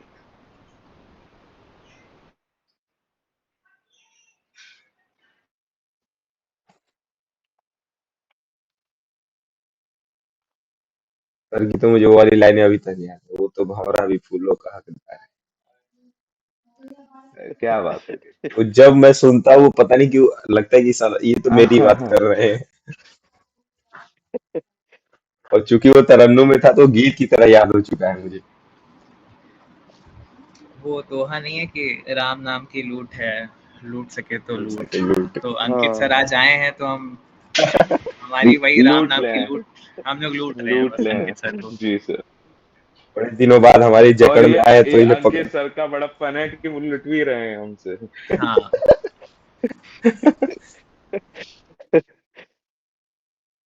अरे तुम सुनाओ कुछ, फिर देखते हैं। सर अपनी लेटेस्ट वाली सुना दीजिए, सबसे पसंदीदा है वो हमारी।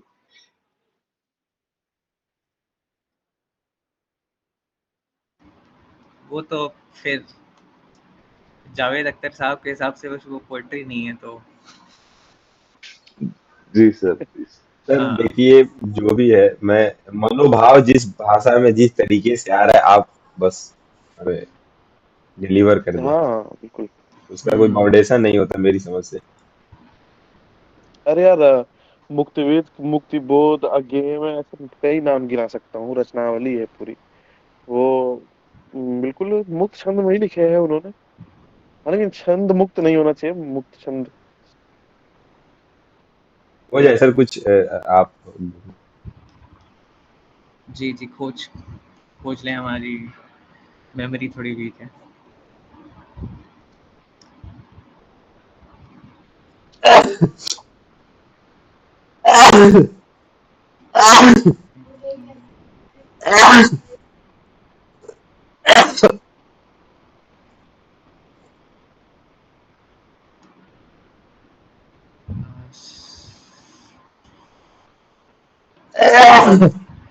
तो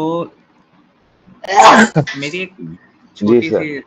कविता है कि उसका नाम है स्मृतियों की नदियाँ, मतलब रिवर्स ऑफ मेमोरीज, जो मैंने गेस लखन को शायद सुनाई होगी एक बार।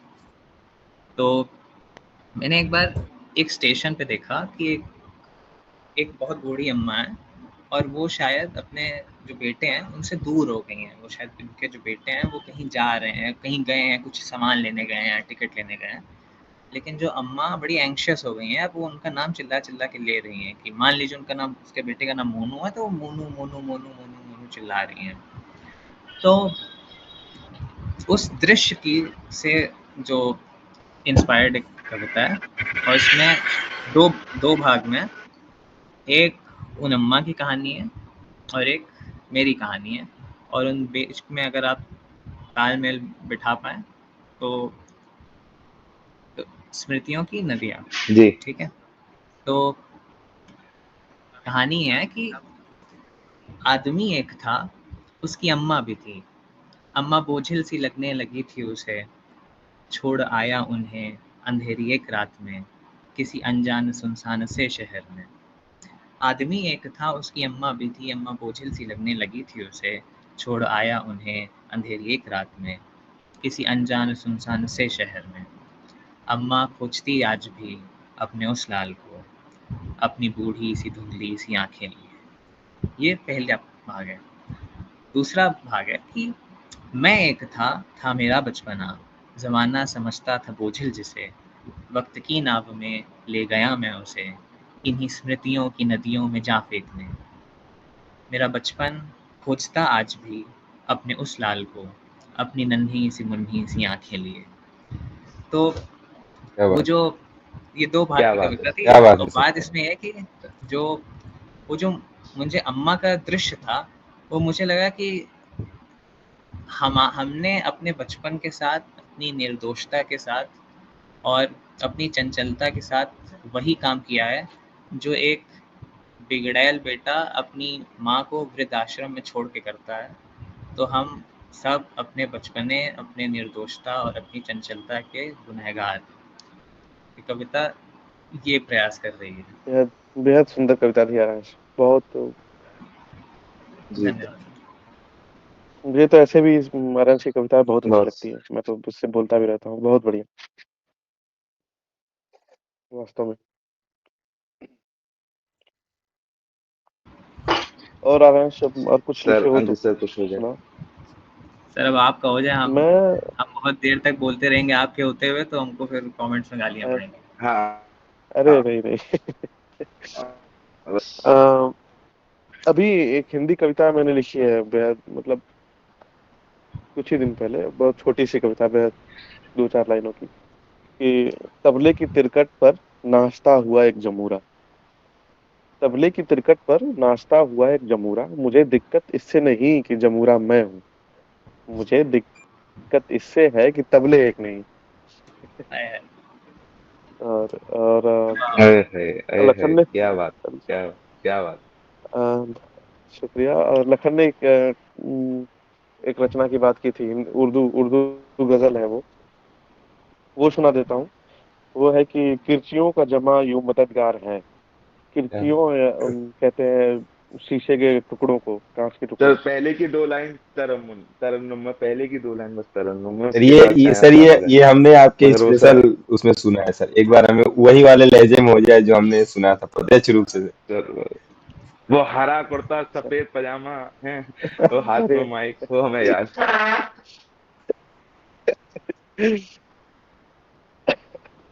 बसता है सर। बहुत अच्छा लगा सर। तो समेटे इसको कि कुछ अरे और? जी नहीं सर, जी नहीं सर। यार, लखन भी लिखता है। लखन लिखता है, नीतीश लिखता सर आज तो हम अरे प्लान करके आए हम आपसे सुनने होस्ट के। हैं सर, बस हमें तो है। सुनना है सर, आज हमें क्या बोले। तो ऐसे नहीं नहीं ऐसे, दुर्लभ होता है सर नहीं नहीं आपसे। बिल्कुल। अब वो सेगमेंट आया तो हम सभी को सुनेंगे। नहीं नहीं बिल्कुल। लखन लखन ने मुझे एक अपनी रचना भेजी थी, उर्दू गजल भेजी थी। मुझे बहुत खुशी हुई कि वो बह रही थी। बहुत ज्यादा खुशी हुई।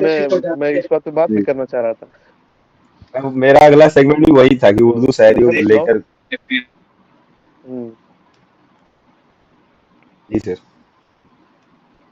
सर, वो जो मैंने आपको भेजी, मैं माफी चाहता हूँ, उस वक्त मैं आपसे बात नहीं कर पाया, वो हमारे पेपर चल रहे अरे थे इसलिए। मैं तुम लोग बहुत का बहुत पेपर चल उसके रहा था, लिए। पता है मुझे। जी सर। नहीं नहीं बिल्कुल। जी। तो उसकी 2 लाइन चलिए मैं भी सुना देता हूँ, अगर ऐसे आपकी इजाजत हो तो। अरे बिल्कुल बिल्कुल। तो वो मैंने कुछ यूं लिखी थी कि,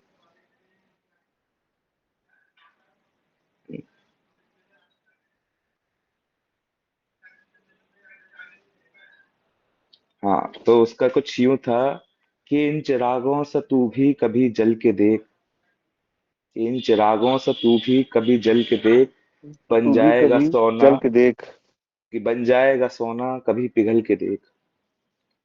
और वो राह और शजर भी क्या बात तकते हैं तुझको, कि वो राह और शजर भी तकते हैं तुझको, इन बारिशों में तू कभी निकल के देख। और कर हाँ। रही हैं मंजिलें है। तेरे उरूज का सबर, कर रही हैं मंजिलें तेरे उरूज का सबर, रह जाएगा हैरान तू भी चल के देख। और हम साए की मानिंद हैं क्या पीछे बात है। तेरे, ये हम साए के मानिंद हैं पीछे तेरे, न यकीन हो अगर तुझे तो फिसल के देख। और ये आंखें भी बहुत खूब। चश्मे जादू है तेरी, ये आंखें भी चश्मे जादू है जादू तेरी, जिसको भी देखे जरा संभल के देख। और है। क्या खूब कहा तेरी आमद में हमने, क्या खूब कहा तेरी आमद में हमने, तू भी दो अशार हमारी गजल के देख। और ये आंखें भी अब हम्म। कहानियां कहती हैं, ये आंखें भी अब कहानियां कहती हैं, मेरे आंसुओं को हथेली पे मल के देख। और क्या पत्थर बात है। लग, बहुत और बढ़िया, है ना, बहुत बढ़िया। और आखिरी इसका मकता है कि पत्थर लगने लगेगा हीरा तुझको, कि पत्थर लगने लगेगा हीरा तुझको, इखलास तू हीरा अपना तुझको। लहजा बदल के देख। क्या बात। बहुत खूब, बहुत खूब, बहुत खूब। बहुत खूब लखन, बहुत बढ़िया। ये तो मैं तीसरी बार बेहद सुन रहा हूँ। बेहद अच्छा। क्या बात। हर बार एक नया नया रस कई मिलता है मुझे। ये हमारे। मुकर्रर कहने वाली चीजें ही चीज है ये, उसमें कोई दो राय नहीं है। और बहुत बहुत सुंदर। लाजवाब। बहुत सुंदर। तो सर। नीतीश तुम भी अगर लिखे हो तो। सर तो मैं लिखने पे मेरी थोड़ी हाथ इंग्लिश जैसी है, थोड़ी सी भारी कमजोर। नहीं, मैं पढ़ता हूँ। मैंने अभी रिसेंटली एक पढ़ा था, कविता ही कह लीजिए, हिंदी कविता हम्म। टाइप में, कि वैसे तुम बहुत अच्छी लड़की हो, लेकिन मेरी क्या लगती हो। वो उससे हम्म। इन बिटवीन कन्वर्सेशन को लिखा है उसके। तो कहता है कि वैसे तुम बहुत अच्छी हम्म। लड़की हो, लेकिन मेरी क्या लगती हो। मैं अपने दिल की कहता हूँ, तुम अपने दिल की सुनती हो। है। क्या बात। तो अगली लाइन बहुत कहता बढ़िया। है कि झीलों जैसी अच्छा ना आंखों इन वाली। दिनों। जी सर। जी। हाँ हाँ हाँ हाँ बिल्कुल। झीलों आगे आगे जैसी बढ़ो। झीलों जैसी आंखों वाली, बेहद गहरी लगती हो। वैसे तुम अच्छी लड़की हो और मेरी क्या लगती हो। ये मेरी क्या क्वेश्चनिंग लगती है, हो? एक क्वेश्चनिंग बहुत है ये कि हाँ सर, आप क्या कह रहे थे, कुछ कह रहे थे आप। इन इन दिनों मैंने एक वो डॉक्यूमेंट्री देखी, विनोद कुमार शुक्ल पर जो आई है। अचल अचल मिश्रा उसके डायरेक्टर है। नाम है चार फूल है और दुनिया है शायद। इस पे और जो नेटफ्लिक्स आपने या मुझे तुम लोगों ने भेजी थी देखी? वही। नहीं नहीं, ये अभी रिसेंटली आई है, मूवी पे अवेलेबल है, जो ओटीटी प्लेटफॉर्म है मूवी करके, अच्छा। उस पे अवेलेबल है। और उस पे ये है कि 7 दिन का फ्री ट्रायल वर्जन है, उस पे कर लो। और ये तो मस्ट वॉच है, बिल्कुल जाके देखो। क्योंकि विनोद कुमार शुक्ल एक ऐसे कवि, एक ऐसे लेखक है जो आने वाले दिनों में उनके बाद एक वो कालजयी रचनाओं में उनका नाम लिया जाएगा। और और उन पर ऐसी डॉक्यूमेंट्री आ जाना बहुत बड़ी बात है और अच्छी बात है। मानव कौल के साथ कन्वर्सेशन है उनका, तो मैं देखा, बहुत बहुत अच्छा है। तो अब एक हमारा लास्ट सेगमेंट कह लीजिए, लास्ट वो रहेगा जिसमें समेटने की कोशिश करें, क्योंकि आप बहुत समय समय दे दिए, इसके लिए हम आभार रहेगा। अरे, तो एक जैसे बहुत सारे लोगों मैं का एक मैं मैं पहले ही बताया था, इसमें हमारा भी स्वार्थ है। ये तो ये बड़प्पन है सर, आपका बड़प्पन है। एक जैसे बहुत जैसे नए शायर हुए, या जैसे हम जैसे जो छोटे मोटे भी साहित्य को जानना चालू कर चुके हैं, या उसमें अभी अपनी रुचियों को और खोज रहे हैं, ठीक है, टटोल रहे हैं अपने आप को, क्या मेरे अंदर वो भाव है, मेरे अंदर वो करुणा है, या मेरे अंदर वो रस है कि नहीं, मैं उसको अलंकृत कर पाऊंगा उस स्तर पे कि नहीं। ये खोजते खोजते उनके जहन में एक सवाल आता है कि भाई क्या मैं इसमें अपना करियर देख सकता हूँ, या ये चीज मुझे फाइनेंशियल लेवल हम्म पे हम्म स्टेबलाइज कर सकती है कि नहीं। क्योंकि देखिए, हम्म करुणा भाव और जो भी प्रत्येक व्यक्ति के अंदर एक तरह का श्रृंगार है, चाहे वो करुणा हो, द्वेष हो, किसी के प्रति प्रेम का भाव हो, उसको वो चैनलाइज कर सकता है, लिख सकता है। लेकिन अंत में सवाल आता है, जैसे मैं कल, मेरा लखन के एक भैया थे, तो उन्होंने मुझे अच्छी बात कही, तो उसी से रिलेटेड एक सवाल है कि क्या हम इसको आगे परसीव कर सकते हैं एज ए करियर ऑप्शन। आपका इस पे क्या सुझाव होगा, अगर कोई ऐसा सोच रहा है तो। अ, पता नहीं, ये मैं कभी सोच भी नहीं पाता हूँ कि ये मेरा एक आगे चल के करियर हो पाएगा, या फिर मैं, क्योंकि ये एक ऐसी है जिससे मैं कुछ एक आशा करना मुझे लगता नहीं है कि एक सही होगा। क्योंकि ये मेरे लिए है, ये मुझे बनाता है, ये मैं ही हूँ। मुझे थोड़ा इस पे कम वो लगता है कि कोई इससे आशा रख पाएगा कि आगे क्या करना है। इस पे आराम से मुझे लगता है कि ठीक बताएगा। अरे सर आप। आ, मुझे एक किस्सा याद आ गया कि कुंवर नारायण वो मोटर कंपनी में मैनेजर थे, और वो बैठते थे वहाँ डेस्क पे।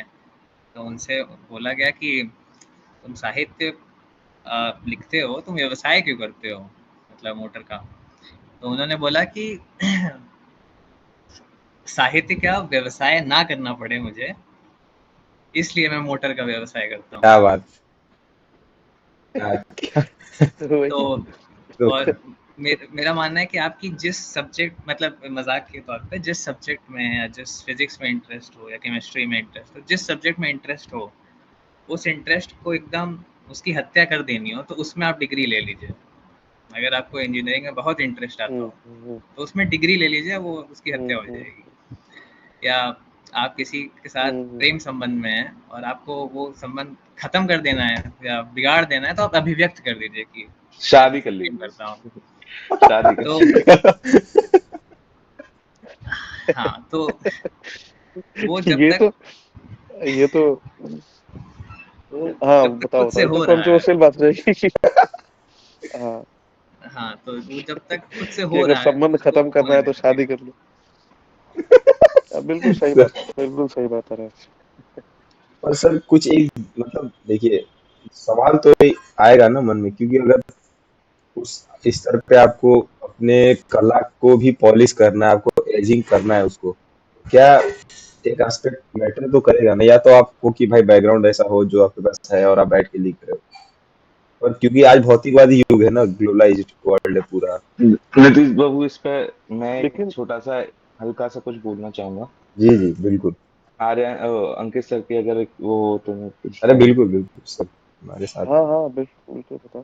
कि जब सबसे पहले इंसान लिखना शुरू करता है, तो अगर जो जेन्युइनली अच्छा लिख मतलब है, उसका रुचि है, तो वो सबसे पहले जब पहली बार उसने कुछ लिखा होता है ना, तब उसके माइंड में ये ख्याल आता ही नहीं कि मैं कुछ इस ये ही काम करना है मुझे। कभी नहीं आता। एक लिखने हम्म। वाले को कभी ये दिमाग में पहली जो उसने रचना अपनी लिखी हो, उससे कभी पूछोगे तो उसने कहा यार ऐसे मन करा, लिख दी, मेरे को अच्छा लगा। अच्छा, जब फिर धीरे धीरे जब इंसान वो एक की 10 हो जाती है, तो वो 10 सुनाता है किसी को। अब फिर वो सामने वाले को जब सुनाता है, अगर उसे पता नहीं होता तालियां क्या होती हैं, लेकिन वो जब सुनाता है तो सामने वाला अच्छा बोलने लगता है कि हाँ अच्छी लिखी है, वाह वाह। फिर एक ताली मारता है, फिर वो 10 को सुनाता है, 10 ताली। उस तरीके से वो उसके मन में, इंसान के मन में आदत हो जाती है कि तारीफ। अब जब उसे तारीफों की आदत हो जाती है, तो उसकी आदत बन जाती है कि साहब मैं कुछ भी लिखूं, वो पूरी दुनिया जहां में वो हो फैले। फिर उसे फेम चाहिए होता है। एक असली राइटर बेसिकली कभी फेम नहीं चाहता, लेकिन जब वो दुनिया के प्रपंच में आ जाता है, तो वो जब, जैसे सर ने कहा ना कि हम साहित्य को अपना व्यवसाय देखने लगते हैं, तो हम फिर धीरे धीरे अपनी भावनाओं को अपना व्यवसाय बना लेते हैं कि मेरी भावना अच्छी है जब तक कोई इस पर ताली मारे, अगर किसी ने इस पर ताली नहीं मारी तो साहब मेरी भावना कुछ नहीं है, या मेरा लिखा हुआ कुछ भी नहीं है। तो वो तालियों का वो बन जाता है गुलाम। फिर उसके मन में ख्याल आता है कि क्या हो, मैं भी अगर कुमार विश्वास की तरह बहुत फेमस हो जाऊं, अपनी मेरी भी ऐसी कविता गाएंगे, है ना। तो वो उसे व्यवसाय की तरफ देखने लगता है। लेकिन इन जनरल जो भी जितने भी बड़े लोग हैं जो वहां तबके पे पहुंचे हुए हैं, उन्होंने कभी पहली नजर में अपना व्यवसाय नहीं देखा। उन्होंने कुछ ना कुछ काम किया, उसके बराबर बराबर वो चलते रहे पैरेलल। जैसे अंकित सर ने अपनी डिग्री ली, अपनी जॉब ली, साइड बाय साइड अभी भी वो अपने वर्किंग आवर से हटकर, या कभी कभी वर्किंग आवर में भी अगर काम नहीं है तो वहां पे वो बुक ले जाते हैं, 4 पन्ने पढ़ लेते। क्यों? क्योंकि वो उनकी जरूरत है ना, वो उनका शौक है, जरूरत है। लेकिन ऐसा नहीं है कि सिर्फ वो उसी पर निर्भर है ना। तो ये मैं कहना चाह रहा था। अब अंकित से बताएं। नहीं, हम बिल्कुल सही बात है लखन कि ये थोड़ा भी दिमाग में नहीं आता है कि आगे क्या इससे कुछ हो। और आर्यस की बात से मैं बिल्कुल सहमत हूँ कि थोड़ा सा भी जहाँ सा भी ये प्लानिंग की बात आती है कि इसके लिए कुछ प्लान किया जाता है, तो वहीं पे उसकी वो जो एक छोटा सा तत्व है आपके आप जो आपको अलग करता है वो खत्म हो जाता है। फिर वो आप भीड़ चाल में चले जाते हो। और जो लोग इसमें आगे आगे जो आपको दिखता है चमकता हुआ कि ये फेमस है, ये पैसा कमा रहा है, अगर आप गौर से देखो, अगर वास्तव में वो अच्छा है और वो फेमस भी है, तो अगर देखोगे तो बहुत दिनों तक वो गुमनाम था, बहुत दिनों तक। और उसकी कोई प्लानिंग में नहीं था ऐसा करना। बहुत दिनों के बाद जब लोग उसे पढ़े, उसे जाने कि यार ये तो बहुत अच्छा है, तो वो बख्शीश के तौर पे उसे मिला। वो जो भी वो पा रहा है वो उसकी बख्शीश है, वो उसकी प्लानिंग नहीं थी। अगर अच्छा है तो, और व्यवसाय ही कर रहा है तो फिर वो कुछ दिन तो व्यवसाय कर पाएगा इसमें। उसके बाद वो चला जाएगा, वो कहाँ टिक पाएगा वो। जितने भी कालजयी हुए, अच्छे लोग हुए, महान लोग हुए जो साहित्य के क्षेत्र में अच्छा किए हैं, वो कहाँ व्यवसाय कहाँ कभी किए। उन्होंने कभी किसी चीज की आशा नहीं की। तो यही है बेसिकली बस तो। अभी के लिए तो यही है। सर जैसे अभी देखें कुमार हम्म, विश्वास 10-12 लाख हम्म, रुपए ऐसा लेते हैं, हाँ, शैलेश लोढ़ा कुछ अपना लेते हैं पैसा जाने के लिए। तो क्या तालियां हम्म, उनके आसपास एक जैसे नए शायरों को बबल नहीं क्रिएट कर देती कि भाई मैं 4 लोगों की तवज्जो ही मेरी पहचान बनने लगेगी धीरे धीरे। हाँ, और आ जाता है ये वो जस्टिफिकेशन का वो हो जाता है कि मुझे जस्टिफिकेशन तालियों से ही चाहिए, या किसी और कोई कह दे कि ये अच्छा है, ये हो जाता है। लेकिन ये इसी को तो मारना है, शुरुआती दिनों में इसी को तो, इसी से तो लड़ना और होता है, और क्या। मैं तो हमारे एक ऐसे सुपर सीनियर को भी जानता हूँ जो कि फेम पा सकते थे अच्छा खासा, लेकिन जब मेरी उनसे बात हुई, मैंने कहा कि सर आपकी तो 2 गजलें रेखता पे भी जा चुकी हैं, है ना? आपने ऐसे आगे उन्होंने कहा कि हाँ, मेरे पे आते थे, मैं ओपन माइक कर सकता था रेखता का। उनका नाम साहिब श्रेयसर है ना? उनसे जब मेरी बातचीत हुई, है ना? अंकित सर ने बताया था कि एक हमारे सुपर सीनियर है, तब मैं उन्हें थोड़ा जाना।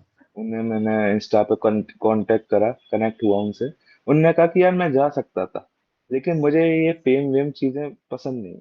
मैं लिखता हूँ, अपने लिए लिखता हूँ। मेरी लिखी हुई रेखता को पसंद आई, तो उसने मेरे को डलवा ली, अपने उसने डाल ली। मैं अपनी तरफ से किसी भी ऐसे प्लेटफॉर्म पर नहीं गया कि जहां से मुझे फेम, बहुत मैं ये सोच के गया हूँ कि मुझे फेम मिलेगा कि सर ना। तो सर आपका अपने सुपर, जैसे आप हमारे लिए आप 5th ईयर सुपर सीनियर हो गए, मतलब 4th ईयर पास आउट हो गया, ऐसी आपके लिए जब साहिब श्री सर थे, तो आपने उनसे कुछ सीखा या फिर मतलब उनसे आपका अपने सीनियरों से कैसे कांटेक्ट रहा, ये थोड़ा सा बताइए।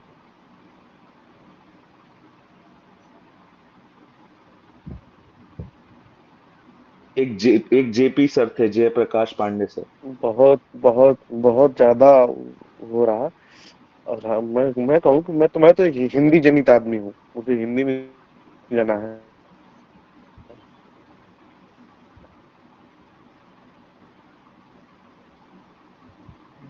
नेटवर्क आवा- हाँ, इश्यू ना से।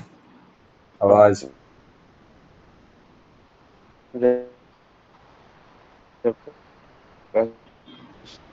नेटवर्क में दिक्कत है पांडे सर सर के थे। कोई? तो मैं हिंदी जनित आदमी हूँ। और जब मैं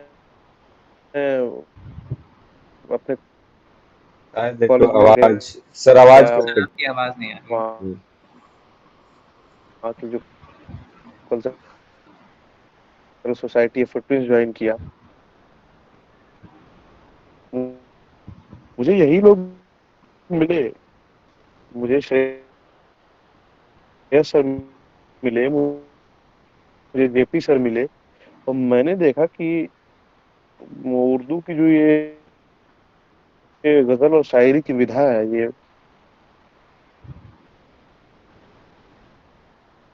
आवाज आ लगता रही है है? हेलो। नेटवर्क के कारण शायद सर बाहर हो चुके हैं। अभी जल्दी जुड़ेंगे। तो एक बार सर मैं इस का समराइज, तो अगर आप इस पूरे मीट का अगर एक आप समरी बताना चाहें, मैं दर्शकों को। सर आगे लग रहा है, सर आगे। सर आ गए। अब सही है? हम्म। Yes sir.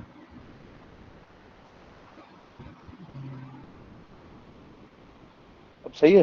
हाँ हाँ सर, अब सही जी है। सर। हाँ, मैं क्या बोल रहा था, मैं छूट ये गया थोड़ा। सीनियर सीनियर श्रेयस सर और जेपी सर। जेपी सर से, इन्हीं लोगों से आप सीख लें। हाँ हाँ। तो हाँ, तो मैं बहुत इन्फ्लुएंस हुआ, हालांकि। और मुझे जो मैंने जो सीखा भी, मैं जो शायरी के जो छोटे छोटे एलिमेंट्स हैं वो सीखा भी, तो मैं वहीं से आया, मेरी चीजें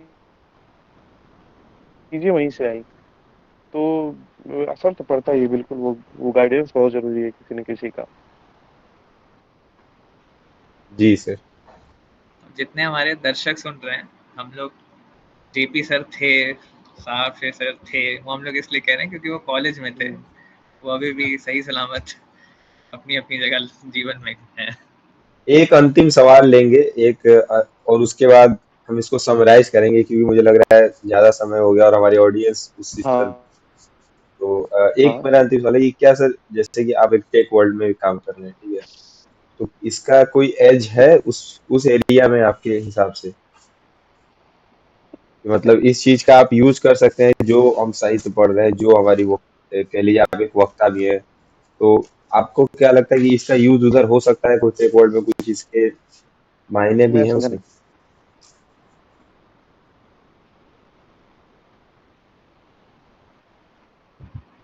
कॉर्पोरेट में? हाँ, जैसे मतलब कि जैसे आप कॉर्पोरेट में जॉब कर रहे हैं, तो क्या कॉर्पोरेट में की बात इन कर रहे चीज हो आप? हाँ हाँ हाँ, इन चीजों का उधर कुछ हम्म। किसी स्तर पे प्रयोग किया जा सकता है? ये जहाँ तक मुझे लगता है कि पहली बात, साहित्य पढ़ना, आप अगर लेखक हैं तो आपके काम को पॉलिश करेगा, जाहिर सी बात है।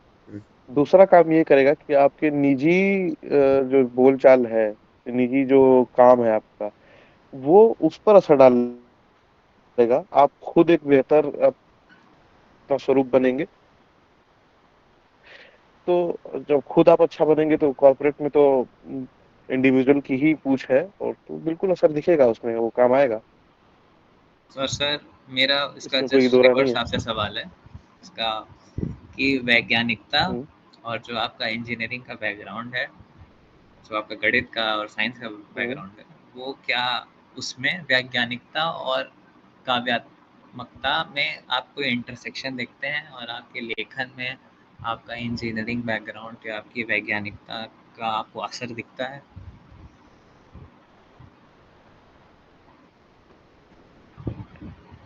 उम, मुझे ऐसा लगता है कि काव्य और कविता बिना विज्ञान के तो संभव ही नहीं है। कविता बेहद बेहद वैज्ञानिक चीज़ है, बेहद वैज्ञानिक। बिना वैज्ञानिकता के कविता कहाँ? अगर आप मुक्तिबोध को पढ़ो, हम्म, हुँ, तो तो मुक्तिबोध तो बिल्कुल वैज्ञानिक लिखते हैं। अज्ञेय बिल्कुल वैज्ञानिक लिखते हैं। और विज्ञान तो विज्ञान, और मुझे लगता है कि ये कविता ऐसी चीज़ है, कविता या आप जो भी आप रच रहे हो, वो विज्ञान को और बिल्कुल फिलॉसफी को छूते हुए, उन पहलुओं को छूते हुए चलती है, उनको पकड़ते हुए चलती है। तो वैज्ञानिक तक तो बिल्कुल वो तो है ही, वो तो रहेगा ही, वो कहाँ जाएगा। तो सर आपको मैं लगता है एक कि अगर आपका वो उर्दू नज़्म इंजीनियरिंग है बैकग्राउंड ना उनकी, हो या पाकिस्तान के वैज्ञानिक एक शायर बैकग्राउंड हैं, ना शोएब होता? मुनीरा सिद्दीकी करके नाम है उनका।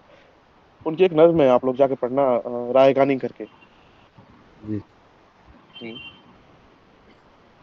तो मेरा ये सवाल था कि जैसे आप, अगर आपका ये इंजीनियरिंग बैकग्राउंड ना होता या थोड़ा-सा साइंस का मेरे बैकग्राउंड ना होता, हाँ, तो आपकी लेखन हुँ, पे हुँ, हुँ। क्या असर पड़ता, या आप कुछ मिस आउट कर रहे होते या उस, हाँ, ऐसा हाँ। मेरा ये सवाल। हुँ, हुँ। अ, जहाँ तक मुझे लगता है कि जो हल्की-सी ज़्यादा तार्किकता जो है, वो हुँ, इंजीनियरिंग बैकग्राउंड ही देता है। तार्किकता, और मैं कह सकता हूँ कि किसी कविता के साथ जो वो झेलने वाली प्रक्रिया होती है कि मुझे इसे करना ही है, हुँ, ये मेरी है और इसे खत्म करना ही है, वो इंजीनियरिंग ही तो देता है हमें, और कौन देगा? जी, और तो उसके साथ-साथ बिल्कुल इंजीनियरिंग तो है ही, हर म वो तो घुस जाता है, ज़हन में आ जाता है। अरे मैं वही बता रहा था, एक पाकिस्तान के शायर हैं जिनकी नज़्म है रायगानी, जी सर, तो उसे आप जाके पढ़ना, उसमें उसमें उस उन बिल्कुल नए शायर हैं, और बिल्कुल ही नए टर्म्स का प्रयोग किया उन्होंने शायरी में, और ऐसा लगेगा ही नहीं कि कुछ अलग से उन्होंने कुछ डाला है। रायगानी जाके पढ़ना, बिल्कुल बहुत अच्छी नज़्म है। उसमें रिलेटिविटी का ज़िक्र है कि प्रेम में रिलेटिविटी क्या है, थ्योरी ऑफ रिलेटिविटी जो आइंस्टीन की है, प्रेम में कैसे उसको ले आ सकते हैं, वो उस नज़्म में दिखेगी आपको। तो एक इंजीनियर तो बिल्कुल प्रयोग कर सकता है अपनी चीज़ों को, अपने जो एजुकेशनल बैकग्राउंड हो उसको काव्य में आ सकता है, इसमें कोई दो राय नहीं। तो सर मैं समझता हूँ कि हमने लगभग बहुत डेढ़ डेढ़ घंटे से लगभग ऊपर हो गया है, और मुझे सच में दिल से सर बहुत अच्छा लगा कि सर मैं तो बस सुनना चाह रहा था कि आप लोग आए, कुछ बातें करें और हमारा वो हो जाए। तो एक बार और मैं आपका धन्यवाद देना चाहूंगा। फल्टी नहीं है धन्यवाद अरे! उस वाले में, लेकिन मैं, क्योंकि ये होता है ना, और मैं चाहूंगा कि सर कुछ दिनों में अप्रैल में हमने थोड़ा सेटअप वगैरह का सोचा है, तो अगर सेटअप वगैरह अपना माइक और जो थोड़े पॉडकास्ट टाइप की चीजें हम अरेंज कर पाएंगे अगले महीने से, तो हम चाहेंगे कि सर अगर आप हुँ, हुँ। खाली हो तो आ सके तो आप आइएगा, वरना हम आपके यहाँ आ जाएंगे, आपके शिविर में आ जाएंगे। बाकी ठीक है, ठीक है, ठीक है। और ऐसे मिलते रहेंगे सर। बाकी बहुत अच्छा लगा सर आपसे बात की। लखन और आर्यन सर, आपको कुछ greeting end of the meeting अगर कुछ है तो। हुँ, हुँ, हुँ। हाँ, सर को अब हम क्या ही धन्यवाद दें। अब हम इतने एज़ अ जूनियर इतने अब बेशर्म हो चुके हैं इनके सर के साथ कि अब हम धन्यवाद भी क्या ही दें उनको। वो हम अपना मैं हक समझने लगे, हम अपना पैदाइशी हक समझने लगे हैं अंकित सर पे। लेकिन सर आप आते हैं और देखो मतलब यही आपका बड़प्पन है कि, मैं और आपकी यही है कि आप बिल्कुल जितने ईमानदार अच्छे शायर हैं, आप होके उतने ही एक बात बताता विनम्र हूँ। भी हैं। जी सर। मैं बिल्कुल ईमानदार होके एक बात बताता हूँ। इसमें कोई भी बनावटीपना नहीं है या कोई नाटकीयता नहीं है। वो ये है कि देखो, जैसे मुझे कभी भी ऐसा लगता है कि मैं अपने लिखने से, पढ़ने से दूर जा रहा हूँ, तो हमारे जूनियर्स में से कोई एक इंसान आता है, लखन, आर्यांश या कोई भी, या नीतीश, एक मान लो कि कोई कुछ शेयर ही कर देता है कि सर ये पढ़ लीजिए, ये अच्छा है, या मैंने ये रचना कही है, इसके बारे में बताएं, तो मुझे वो पुश मिलता है कि बहुत सही, मैं भी कुछ पढ़ता हूँ, मैं भी कुछ लिखता हूँ। तो मेरा भी तुम लोग से जुड़ने में और मिलने में मेरा बहुत ज्यादा फायदा है। ये बताना चाह रहा था मैं, कि मैं भी बहुत समृद्ध हूँ इस मामले में कि मुझे इतना सम्मान तुम लोगों से मिलता है। हालांकि उसका इतना ज्यादा हकदार तो मैं नहीं हूँ, क्योंकि इतना भी कुछ नहीं सर किया आप मैंने। बार बार अपना फायदे की तुम कह रहे लोगों हैं, ने बहुत ज्यादा तो उस सम्मान पे मैं मुझे कहना मुझे चाहता देते हूँ हो, कि उसके लिए बहुत। आपका फायदा कुछ ऐसा ही है जैसे एक पंडित का पूजा करते हुए फायदा होता है, एक पुरोहित का यज्ञ करते हुए फायदा होता हाँ, हाँ, हाँ। नहीं सर, हमें तो सर ठीक है। अनुभव, और इसके हमें लिए भी सर, मैं ढेर सारा प्यार तुम लोगों को, मुझे इतना इतना ज्यादा सम्मान देने के लिए। इतना भी कुछ, इतने सम्मान का अधिकारी मैं हूं नहीं, मैं वास्तविकता यही है। लेकिन ठीक है, कोई बात नहीं। तो सर अच्छा लगा सर, और कोशिश करेंगे कि है। जी सर, और अगली बार मैं बिल्कुल अपनी बिल्कुल। ऑडियंस के लिए, हाँ, एकदम, अगली बार मैं अपनी ऑडियंस के लिए एक थोड़ा सा एक्सपोज कर दूं कि अगली बार जो हमारा, हम आर्यन सर, मेरा, आपका जो चारों का कुछ वीडियो आएगी, अब वो तभी आएगी जब अंकित सर हमारे कॉलेज में मिलने आएंगे। हम जूस वाले के सामने वहाँ पे पॉडकास्ट रखेंगे ओपन में, और वहां पे बैठ के हम बात करेंगे इस बात पे। अगर हाँ अंकित हाँ सर जिस वक्त भी रेडी हो जाएंगे, उस वक्त हमारी नई वीडियो आ जाएगी। हाँ, चलो ठीक है, वो प्लान करते हैं हम जी, इसमें। और thank you for joining sir, Aryan sir, very very thank अभी यू, एंड अंकित सर। जी सर। थैंक यू भाई, थैंक यू, थैंक यू। अभी क्या चल रहा है तुम लोग का? मैं बिल्कुल वो दूर हो गया था उसी उसमें कि पर्सनल लाइफ में क्या चल रहा है, क्या कर रहे हो तुम लोग? वही, वो तो भंवरा भी फूलों का हकता है। नहीं सर, अभी क्या था, स्ट्रीम ऑफ होने के बाद बताएंगे सर। हाँ हाँ, वी बिल्कुल। डोंट मैं डिस्कस अरे, पर्सनल लाइफ ऑन। ये तो भूल गए थे कि हम लोग लाइव हैं। ऑडियंस भी भूल गए कि हम लोग लाइव हैं। शायद। सर सर अच्छा लगा सर, और हम जल्दी प्रयास करेंगे कि आपसे मिलें। जी सर। हम्म। ठीक है सर, और जय हिंद सर। बाकी ठीक है, जय ठीक हिंद। है। जय हिंद। मिलते हैं सर।